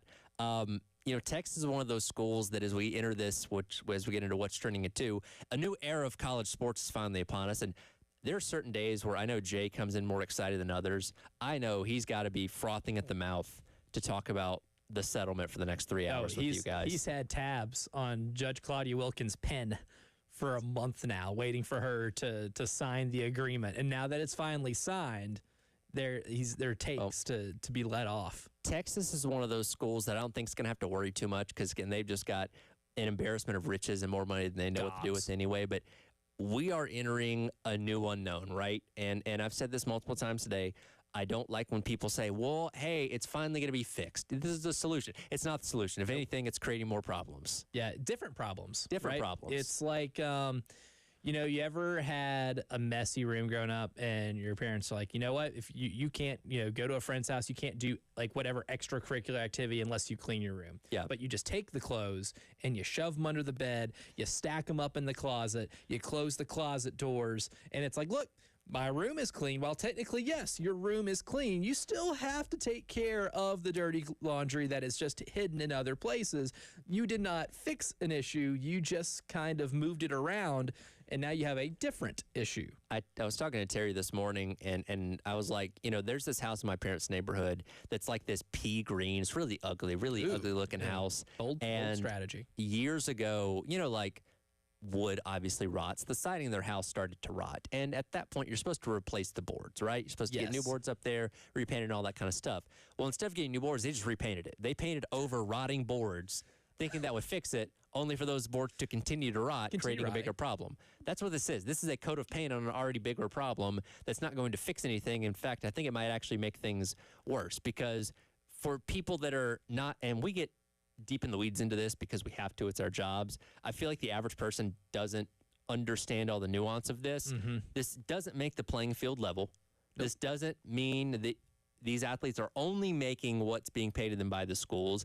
It just means that they can now get paid directly by the schools, but NIL is still a thing that, and this is the laughable part, this third-party NIL Go by Deloitte that's supposed to decide what's a real NIL deal and what's not, where they can say no to NIL deals as if that's not going to open up a 10-mile long line of people ready to sue again. When you say, hey, you said I couldn't make money off of this deal because you didn't say it's legit, I'll see you in court. Yeah, absolutely. Because you know what? There are people that are still going to like offer that money. And if Deloitte turns it down, those people still want to give that athlete that money. That athlete still wants to receive that money. That is still... You can even framework it to where, yeah, this is for my name, image, and likeness. My name, image, and likeness to be wearing this uniform. Yes. Yeah, exactly. And like the schools, the conferences too, they signed that agreement where the schools can't sue the NCAA. But the individuals can. They didn't say anything about the individuals. Yes. And I get the principle behind it because, let's be honest, this has become pay for play. Like, it has. Yep. NIL was not intended to be where a collective can just scrounge up money and say, hey, Elijah Campbell, you're a quarterback that I want to play for my university. Here's $10 million. Please come to my school. It was never supposed to be that. It became that, obviously. That's how we are now. What they're trying to do is trying to get it back to what it originally was intended to be, where if I have a car dealership and I want Elijah Campbell as the quarterback of my favorite team to do commercials for me or appearances or whatever, I'm going to pay you for that because I'm paying you to use your name, image, and likeness to benefit my company, not just throwing money at you. And again, in principle, I get it, but there is zero way they can enforce this legally and get away with it. Yeah, it was the school's efforts to avoid having to pay athletes directly. Yes. They were never going to want to do that. And the crux of the entire issue before NIL became a thing was that this is the most profitable, college football, one of the most profitable sports in America. Yeah. One of the most in the world, right? There aren't universities overseas that have athletic programs that are raking in millions and millions, hundreds of millions of dollars in TV deals. Do they have college sports in other countries? Is that like a thing? No, I mean, not to this degree. You can still play, but I mean, it is more of a true amateur model because those schools aren't making millions in their TV deals, right? And the issue is still the players are not allowed to receive anything. That was what it was before NIL. And instead of the schools just kind of embracing that and taking the responsibility to create an environment in which you can still compensate these people, these athletes, for the financial value that they give your school by being walking billboards for you and shoe companies that they pay all this money for kids to be their walking billboards whenever, postseason play, the NCAA basketball tournaments go on. Instead of just saying, all right, we're going to find a way to be able to share the revenue that we make with these athletes, they decided to put the clothes in the closet, shove them under the bed, and create another issue for themselves, and then complain about the issue that they created. And when you shove your clothes in your closet or under your bed, especially in your closet, and they start to lean against the door, when your mom or dad opens the door, it's just going to come flying out at them. That's essentially what this is. An avalanche of dirty laundry. So that's what you're waiting for, is the avalanche of the other shoe to drop on this. And like the schools were going to do this anyway, because even if the settlement didn't get approved, they've been waiting and getting everything ready to pay athletes directly, and that was going to happen on July 1st regardless. So at least the House settlement has gone through, but I don't see any way this whole NIL Go Deloitte thing is going to be able to function the way that they think it's going to. If anything, they may just not report things at all, because there are thousands upon thousands upon thousands of NIL dealers. There is no way they can account for all of them. And accurately look through all of them and investigate them if they feel like it needs to be investigated. And if somebody doesn't report it, what are they going to do to them?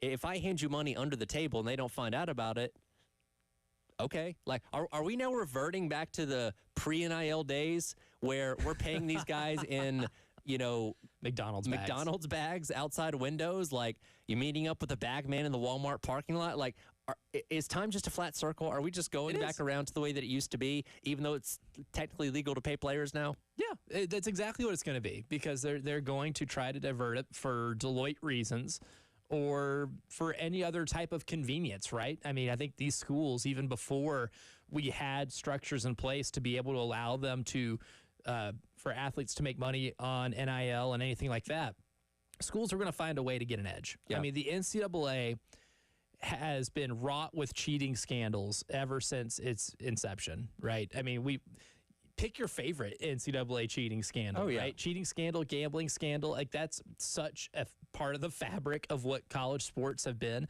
ever since we started putting these things on TV and you could make money from it. If there's an edge to be gained, somebody's gonna do it, right? And again, looping back to the start of this conversation, places like Texas are going to have more money than they know what to do with. They are always going to be able to spend on their athletes and get the NIL that they need. So you look at schools like that, Ohio State, programs like that, that always have money, they're always going to have money. Yep. I'm curious to see what separation is because, for right now, for the beginning of this, everybody's ready to go, hey, we can spend the $20.5 million. We get 5-6 years down the line, raising that money every single year is not going to be easy.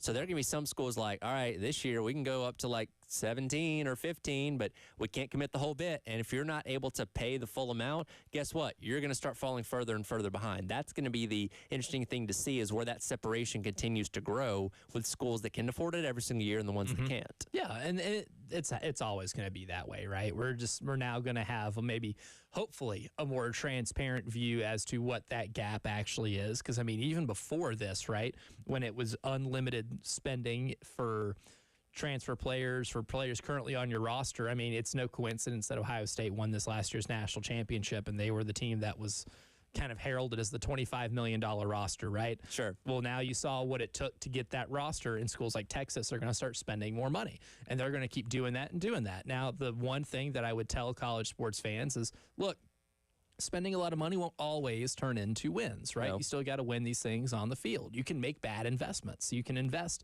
in a transfer player that you think is going to be really good. They show up to your campus, and they are replacement level, right? I mean, look, for every Ohio State and Texas, there's a Texas A&M, which spends more money per loss in any sport than any school in the history of planet Earth. I love that. They're always going to be that way. Sure, right? sure. They're always going to be that way.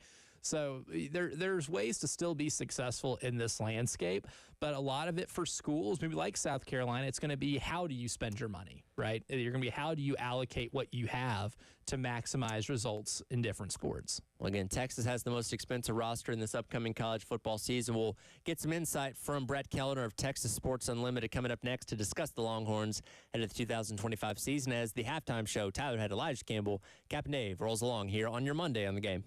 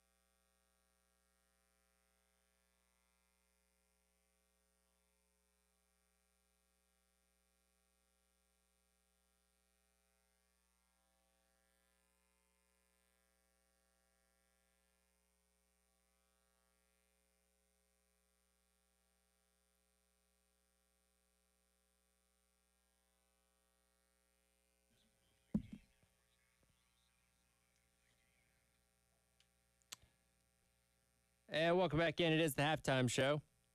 Tyler Head, Elijah Campbell, Captain Dave hanging out with you on your Monday here on the game. We're continuing our tour around the SEC as we get closer to the start of the 2025 season. We now head out to Austin, Texas. Welcoming in Brad Keller of Texas Sports Unfiltered. Brad, first of all, hope you're feeling better today. Thank you for taking your time. How are we doing today? Hey, doing great, guys. Voice isn't quite all the way there, but it's much better now than it was going into the weekend. So appreciate y'all being patient and having me on today. I did a women's softball World Series title. Help you feel a little bit better as well? I was doing too much celebrating over the weekend. Maybe that's why my voice is gone. That was pretty fun to watch, man. Unexpected, but a nice run for the Longhorns in Oklahoma City. And, I know a lot of folks down here really proud that they were able to win the first softball national title in school history. As we kind of zero in on football here, again, you've only been in the league for 1 year, but you came in and did what a lot of people didn't think Texas could do, go in there and win a lot of games, make it the SEC championship game and make it further than anybody did in the college football playoff, coming up just short in the semifinals for the second year in a row, going into 2025. And we talked about earlier with the roster being as expensive as it is, whether it's $25 million, $40 million, whatever, it's got to be natty or bust at this point, right?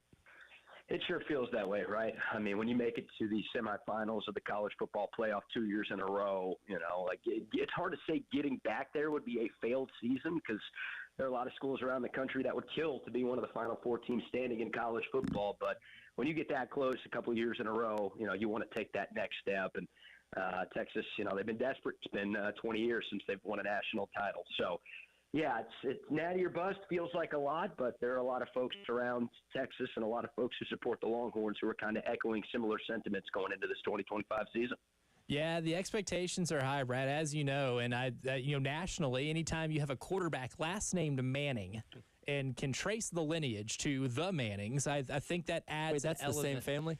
I think, I don't know. It's not mentioned enough. So, I mean, it's left to interpretation. But, look, Arch is going to have a full year as the guy. We've seen what he can do in stretches, and I love watching him run the football because he definitely doesn't look like his uncles when he does.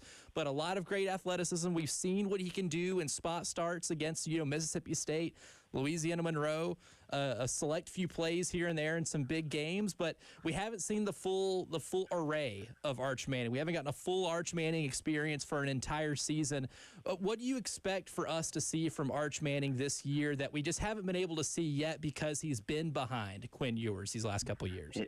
Yeah, that's the $1 million or really, $10 million question, however much Arch is making in his NIL deals right now, right? I mean, the skill set is absolutely there. And I think, he's going to benefit, and I think Texas is going to benefit by the fact that this is his third year with Texas, right? It's very rare in today's era of NIL and the transfer portal that a guy as talented as Arch Manning, especially at the quarterback position, is willing to sit it out and wait his turn and go into year three without having started a whole lot of games. So that's the good news, right? He knows the offense. He knows his teammates. He's appeared in a number of college football games over the last couple of seasons. So, just because he's a first-year starter doesn't mean he's a first-time starter, and he should be pretty well equipped to take over the reins of this Texas offense. But, man, the Longhorns are losing a lot on that side of the football. 4 of their 5 offensive line starters from a year ago are gone. Now, their second-best running back is gone. 3 of their top 4 receivers from last year are off to the NFL. Their number 1 tight end is gone, too. So, Arch Manning, he's got his work cut out for him a little bit because it's not that same cast of characters that helped Texas get to the college football playoff semifinal on offense. It's a lot of new faces that'll be breaking into the offense with Arch this year. So, the skill set is there. I mean, he's a supreme talent. We saw it in a small sample size last year. Obviously, the genes are there, too. Everybody knows the family lineage. But, the expectations are sky high. It's pretty crazy to think that a guy with 2 starts under his belt is one of the favorites to win the Heisman Trophy and is one of the favorites to be the number 1 pick in next year's draft. But I guess that comes with the territory of being next of kin of the first family of football. Again, talking to Brad Kellner of Texas Sports Unfiltered about the Longhorns for 2025. You mentioned all those guys drafted, and again, went out in the portal, got talent, got a lot of guys coming back. What's the biggest hole on this team left behind by those guys that aren't on the team anymore? Yeah, it's a great question. Before the transfer portal this offseason, I would have said the defensive line, but Texas went out and got 5 defensive linemen from the portal. So, questions of how good are the guys that they brought in? Are they good enough to handle an SEC season? And obviously Texas has to play at Ohio State to open up the year, so it's not the easiest schedule in the world. But I think they patched up the D-line. I'd probably say offensive line. Again, 4 starters gone from last year's team. Texas's offensive line was one of the 3 finalists for the Joe Moore Award as the top O-line in football in 2024. So, they're replacing a top 10 pick in Kelvin Banks. 3 of those guys got drafted. The other one signed a pretty big UDFA deal. So they've got guys waiting in the wing, but they didn't go out in the portal to address the offensive line. They're just banking on their recruiting out of high school and development being good enough to offset those losses. So, it helps Arch Manning a lot more mobile than Quinn Ewers. That was one of Quinn Ewers' drawbacks. So, if your offensive line isn't quite as good, it helps having a quarterback who can extend plays and pick up yards with his legs. You guys know that very well. But I think the offensive line is probably the biggest question right now for this Texas team. And another thing that's going to help Arch, too, is having a defense that's just not going to give up a lot of points. I mean, I'm looking at the roster right now of the guys that are returning, and there's just so many contributors. And that's the thing I think where Texas is probably at right now. You can lose some dudes on one side of the ball and just reload because Sark is that type of recruiter. But what's maybe the expectation for this defense this year, having so many guys back on a team that was so successful in the SEC last year? Yeah, I think the defense has to carry the load, especially early on, right? While the offense is trying to break in all of those new starters. The defense lost a lot. I mean, Jahdae Barron won the Thorpe Award last year. He was a first-round pick to the Broncos. Andrew Makuba, the Clemson transfer, was great. In his 1 year at Texas, was a second-round pick to the Philadelphia Eagles. Like, those guys won't be easy to replace. But, I mean, Texas has an All-American caliber player at all 3 levels of the defense, right? Colin Simmons was the Sean Alexander Freshman of the Year. I know you guys had a pretty good one up front too, but Colin Simmons is a stud pass rusher. He's got future first-round pick aspirations. Anthony Hill, when we get to SEC Media Days next month, I fully expect him to be a first-team all-preseason SEC linebacker. I think he's got a shot to be an All-American this year. And then Michael Tapp, the safety, one of the returnees from Texas's secondary. He was an All-American last year, and he was really, really good. So Texas has that superstar caliber player at all 3 levels. And they also have a ton of other guys back from last year's team. They recruited incredibly well there as well. So, long answer short, the expectations are really high for this Texas defense. It was a top 5 unit in the country last year, and it probably should be again this year. And talking to Brad Kellner of Texas Sports Unfiltered for a couple more minutes here on the halftime show. Texas is one of those polarizing brands in college sports in general, always has been, especially in college football. They come into the SEC. They have the success they do right away. Does Texas like being the villain? Because they are portrayed by the villain by a lot of people outside of that bubble in Austin, Texas. Do you get a sense they enjoy that kind of moniker around that program there? Yeah, I think so. Look, I'll speak for myself more than the rest of the fan base, right? Like, I definitely enjoy it because for years, Texas fans heard once the move was announced that Texas and Oklahoma were headed to the SEC back in 2021, it was, you guys, you don't know what it's like. You don't have a chance. You're not built for this. You're not ready for this. And for Texas to go in and make the SEC championship game in year 1 in football and obviously – dominate the rest of the sports. I mean, Texas won 9 SEC championships this year, which was more than twice as many as anybody else did. So for the Longhorns to walk into the league, I know I'm not helping the reputation of brash, arrogant Texas fans with these comments here. But no, for Texas to go into the league despite, 3-4 years of being told they weren't going to be good enough and have the year that they did, it was pretty enjoyable from a fan perspective, that's for sure. Yeah, I could imagine. Yeah, an embarrassment of riches on year 1.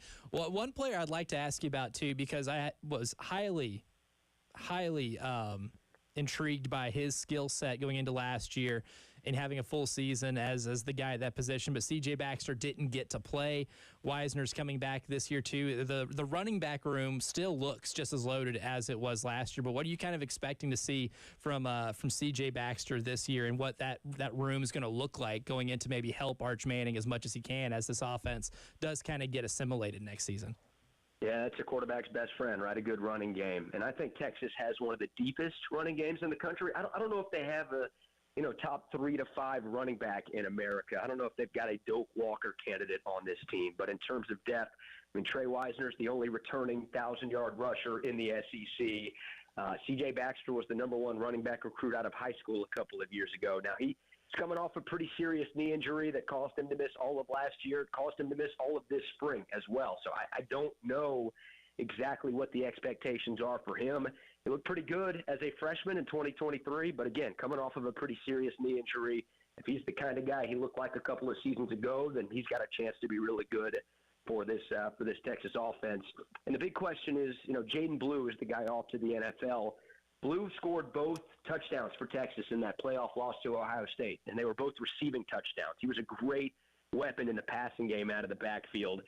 Trey Wisner's hands are solid. C.J. Baxter has solid hands. Texas has a couple of other guys who are good in the passing game, but can they replace that element in the passing game out of the backfield that they're losing for Jaden Blue? I think that will be big for Steve Sarkisian's offense because he really likes to rely on the running backs in this passing game. So, top to bottom, Texas, one of the deepest running back rooms in the country.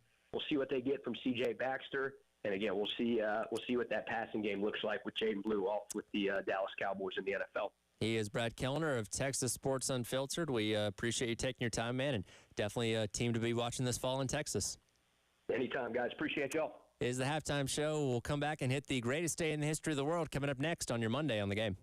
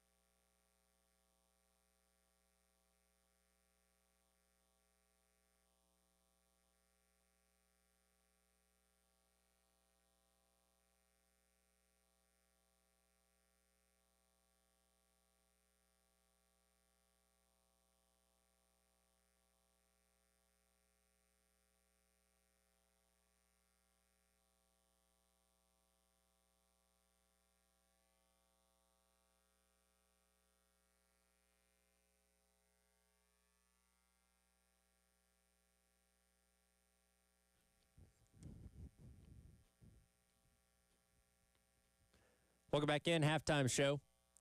Tyler Head, Elijah Campbell hanging out. Terry's supposed to come back tomorrow, by the way. He's been out for over a week now. His kid is graduating from a private school in Baltimore, and I don't know if he's detailed to you what all they're doing. It's like a week-long thing. Like a week-long celebration of graduating? Yeah, I'm like, I went to public school, and they're like, show up, put on your cap and gown, we'll hand you a piece of paper, and then never come back. That's how graduation goes. Never come. Yes, exactly. Yeah, and for them, it's like they got ceremonies and they got presentations. I think he said prom was last week. I'm like, why is prom the week of graduation? That's weird. I do remember you telling me that, and I thought that was a little odd with the timing. My senior prom was about 3 weeks before. It's like a month, 2 months before, whatever. Like, yeah, it's usually around spring break. It's like the week of. That's kind of odd. But anyway, he's supposed to be back tomorrow as this chaos of me hosting the show for the past week with 12 different people will come to an end. A little bit of order and a little bit of rest for you, too. We put you on voice rest for like 2 days. Yeah, listen, I can feel it today from talking for the past 6 hours. It is time for the greatest day in the history of the world. Go all the way back to 1899 for our old school. American boxer James J. Jeffries knocks out defending champion Bob Fitzsimmons of England in the 11th round in Brooklyn, New York to win the lineal world heavyweight title. Fun fact about Bob Fitzsimmons, alongside his third wife, who was actress Julia May Gifford, created and starred in a play based off of their quote-unquote would-be divorce called A Fight for Love. So in the process of getting divorced, they decided to write a play about it, and I think didn't actually get divorced after that. I think it's called method acting. That's what the kids call it. Like a little bit of method acting going on there. But then maybe that determined, through this method acting of their fake divorce, they realized they didn't want to go through all of that. So maybe this served its purpose. What's that movie with Adam Driver where he punches the wall? Divorce. Yeah. Is that the name of it? I think that's the name of the movie. Well, or Marriage. Marriage. It's one of those two. I think it was Marriage. But maybe. They have that scene with the dialogue. There was like, oh my God, this is such a well-written scene. Did they have an argument with each other and wait a minute. Let's write this down. That was really good. What you said to me and I said to you, that was perfect. That looked great. People are going to eat this up. Everyone's going to relate to this. on Broadway or something like that. So Marriage Story. That's how Marriage Story. That's right. Yes. Maybe that's how they had to workshop my way back to remembering that title. So yeah, not only a boxer but a thespian of the stage. 1978. The NBA draft was held in New York on this day. The Boston Celtics took Larry Bird with the 6th overall pick, even though he still had a year left of eligibility at Indiana State, because back then, how dare you leave college before your eligibility's up? No, you can't possibly do that. One of only 3 Naismith Hall of Famers to be drafted in 1978, none of which taken ahead of him. Yes. So that's a And look, they're good players. Michael Ford, Michael Ray Robinson had success in the NBA. Michael Ford, but Michael Thompson, took by the Trailblazers of the Bahamas, number 1 overall pick. Rick Roby, taken by the Pacers, the number 3 overall pick. Purvis Short by the Golden State Warriors, the number 5 overall pick, right ahead of them. These guys didn't make any all-star teams, no MVPs, nothing like that, didn't win any championships. It's always funny to look back and be like, who are the guys drafted ahead of some of the all-time greats? Yes. And how much did those teams regret years later? I'm like, man, could have got that guy. That's why I love drafts of any sort, right? And going back and looking at past drafts, because then you see where the mistakes are made, but then you also see what teams valued way too much, right? There's always a trend, whether it be the NFL, NBA, even MLB, right, where teams will value things that just don't matter in the sport, right?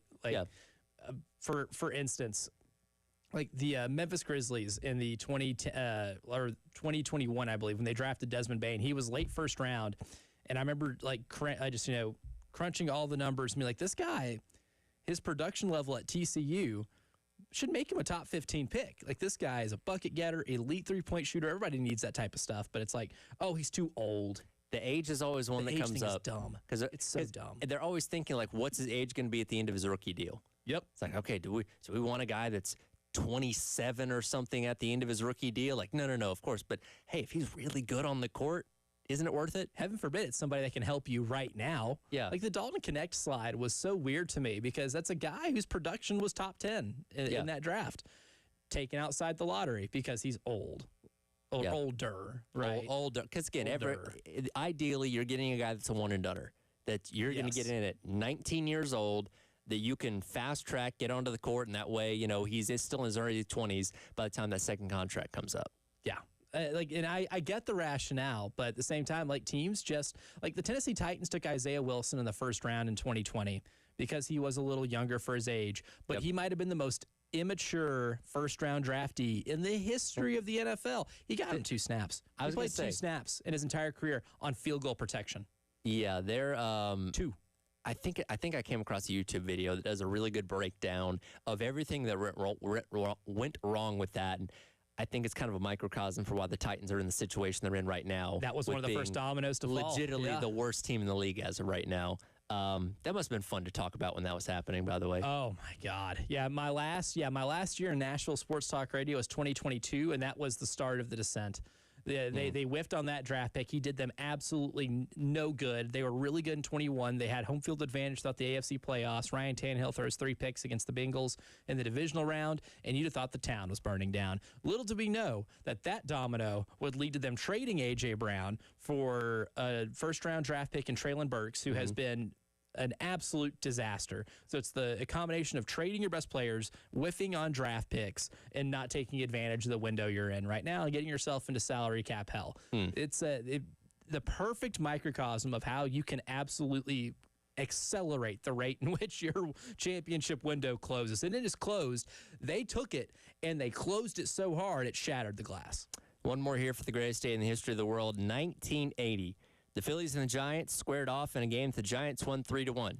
This game ended at 3:11 a.m. in Philadelphia. Game only took 2 hours and 26 minutes to play. That means first pitch was at 12:45 a.m. Ooh, late night baseball. Yeah, I don't think they would do that in this day and age. Nah, don't think so. Nope, not at all. I think, because TV plays a large part of this, I think they have a hard cutoff of like, all right, if we can't get games started by like 10, we're just going to go ahead and postpone it. Back then, apparently not. Major League Baseball Players Union, historically a lot more stingier since 1980. It'd be funny if they had a noon game the next day. All right, getaway game for the Giants. Got to start this one at noon. I think Kevin O'Sullivan would have killed somebody. Yeah, if Kevin O'Sullivan was coaching that team, somebody would have been would be leaving the ballpark in a body bag. Kevin O'Sullivan, if he was managing the Giants, would have been mad if they moved the start time of the second game after that. The next day, hey, you guys played until almost 3:30 in the morning. We're going to bump back tomorrow's start time by an hour. What do you mean? Give me the ground crew. Give me the ground crew right now. Give me a low-level staffer I can yell at right now. I want to chew out your associate GM or assistant GM. In that situation, he would have killed somebody. I firmly believe that man would have had a rage that would be unconscionable. By the way, Kevin Schnall, the head coach of Coastal Carolina, going to be joining Bill and Preston tomorrow morning at 8:30. Yes. I hope they give him his flowers for making Kevin O'Sullivan looking like even more of a clown than he already is. Absolutely. No, that's how you stick up for your guys, man. Yes. And not just your players, your school, your university, the people that worked really hard to put this thing on, who just got the brunt end of that man's anger for no good reason. Listen, everybody knows that the grounds crew is doing the dirty grunt work of the baseball field. They do not deserve to be yelled at by some bleep hole coach on the other team. Yeah, somebody who is nowhere near as important as they think they are. No, that whole situation was, ugh. The baseball gods eliminated them out of the regional. Maybe they were significantly better than East Carolina, but karma's a real thing, and the karma that Florida received by losing to ECU twice, well warranted. Do you think O'Sullivan noticed the guy from ECU he was yelling at had an amputated leg? Probably not. Probably not. Blind rage, and then he's walking away. Ooh. Probably shouldn't have done that. Hey, Kevin, if you're going to tell somebody to shove a whiteboard where the sun doesn't shine, it probably shouldn't be that guy. We'll come back. We'll wrap up the show. Hit our Firehouse Subs text of the hour at 803-404-6100. Halftime show here on the game.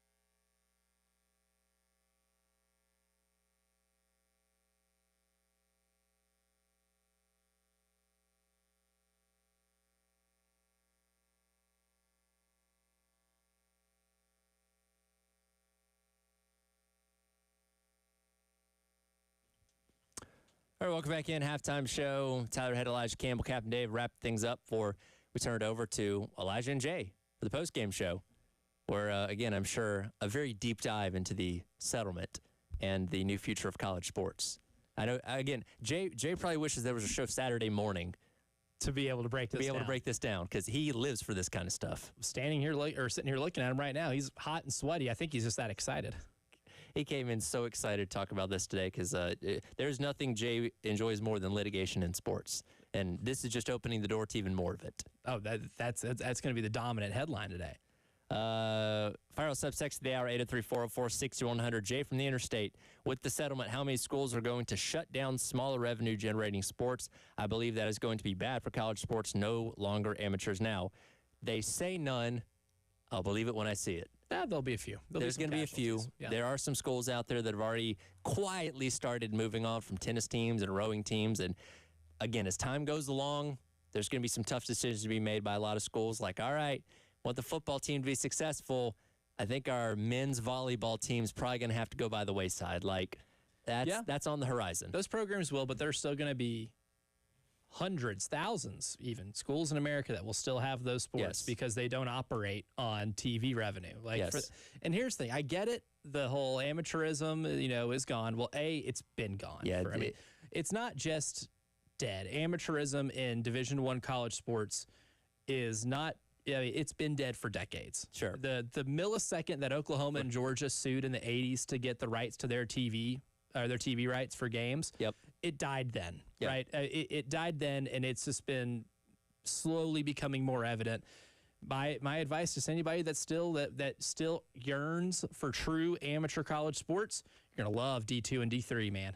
You're going to love it. They all play for the love of the game. They do. They genuinely do. That still exists. That still exists in America. There's plenty of schools that do it. They can also get NIL deals, too. They can. That exists down there, just not as prevalently. It is just not a ton. I'm telling you right now, as somebody who's got really good friends that coach in the NAIA and D2, D3 levels, they lose athletes all the time, too. I do love the stories that pop up occasionally. It's like, this, running back of this D2 school ran for 300 yards, and, the local burger place gave him an NIL deal the next day or something like that for $1,000. Like, those are cool stories. And, again, that's honestly kind of the original purpose of NIL. It's like, hey, you can work with local businesses and local partners in the community. It's like, it was never supposed to be pay-for-play. It became pay-for-play. It's still going to be pay-for-play to a degree. Like, again, this isn't going to fix everything. You're still going to have, unless this clearinghouse thing actually works the way they intended to, which it won't. It's going to lead to lawsuits, but it's just going to continue to be what it is. It's just now there's a leg of it where the schools themselves can pay the athletes. And you know what? There are great games in D2, D3 too. Man. You find some great ones in postseasons every year. Give me some Ferris State, Mount Union, Wisconsin Whitewater. Wisconsin Whitewater, yes. Mount Union, Wisconsin Whitewater. They'll produce the occasional pro, too. Valdosta State, you know what I mean? Valdosta State was Titletown USA. Remember ESPN did the whole Titletown USA? Yeah. They won. My sister went to West Georgia, so I've always kept an eye on them. They had a good little run in D2 for a while. I think they're making the transition to FCS now. Yep, they're in the A-Sun. Yeah. They joined the A-Sun in most sports. Yeah, you can run some good football at those lower levels. Absolutely. And you know what? ESPN Plus can let you watch all of that All of them. No matter what. That's why ESPN Plus rules, It's man. phenomenal. You can watch D2 or D3 football. Yes, it's awesome. Whatever your sicko obsession is for sports, they've got it for you. Yeah, and you can find a good bandwagon school with a fun nickname. There you go. To hop on and latch on to. Arkansas Monticello, home of the Boll Weevils. The Boll Weevils. Yeah. Oh, that's great. That's great. That's great. What have you got coming up next? Oh, man. So, a lot of house settlement talk. We're going to do start, bench, drop, SEC quarterback edition, not Lenora Sellers. Okay. So, a lot of interaction today. Jay or nay, Jay versus the internet. Whole lot to get into. That's coming up next on the post-game show. This has been the halftime show on your Monday on the Game.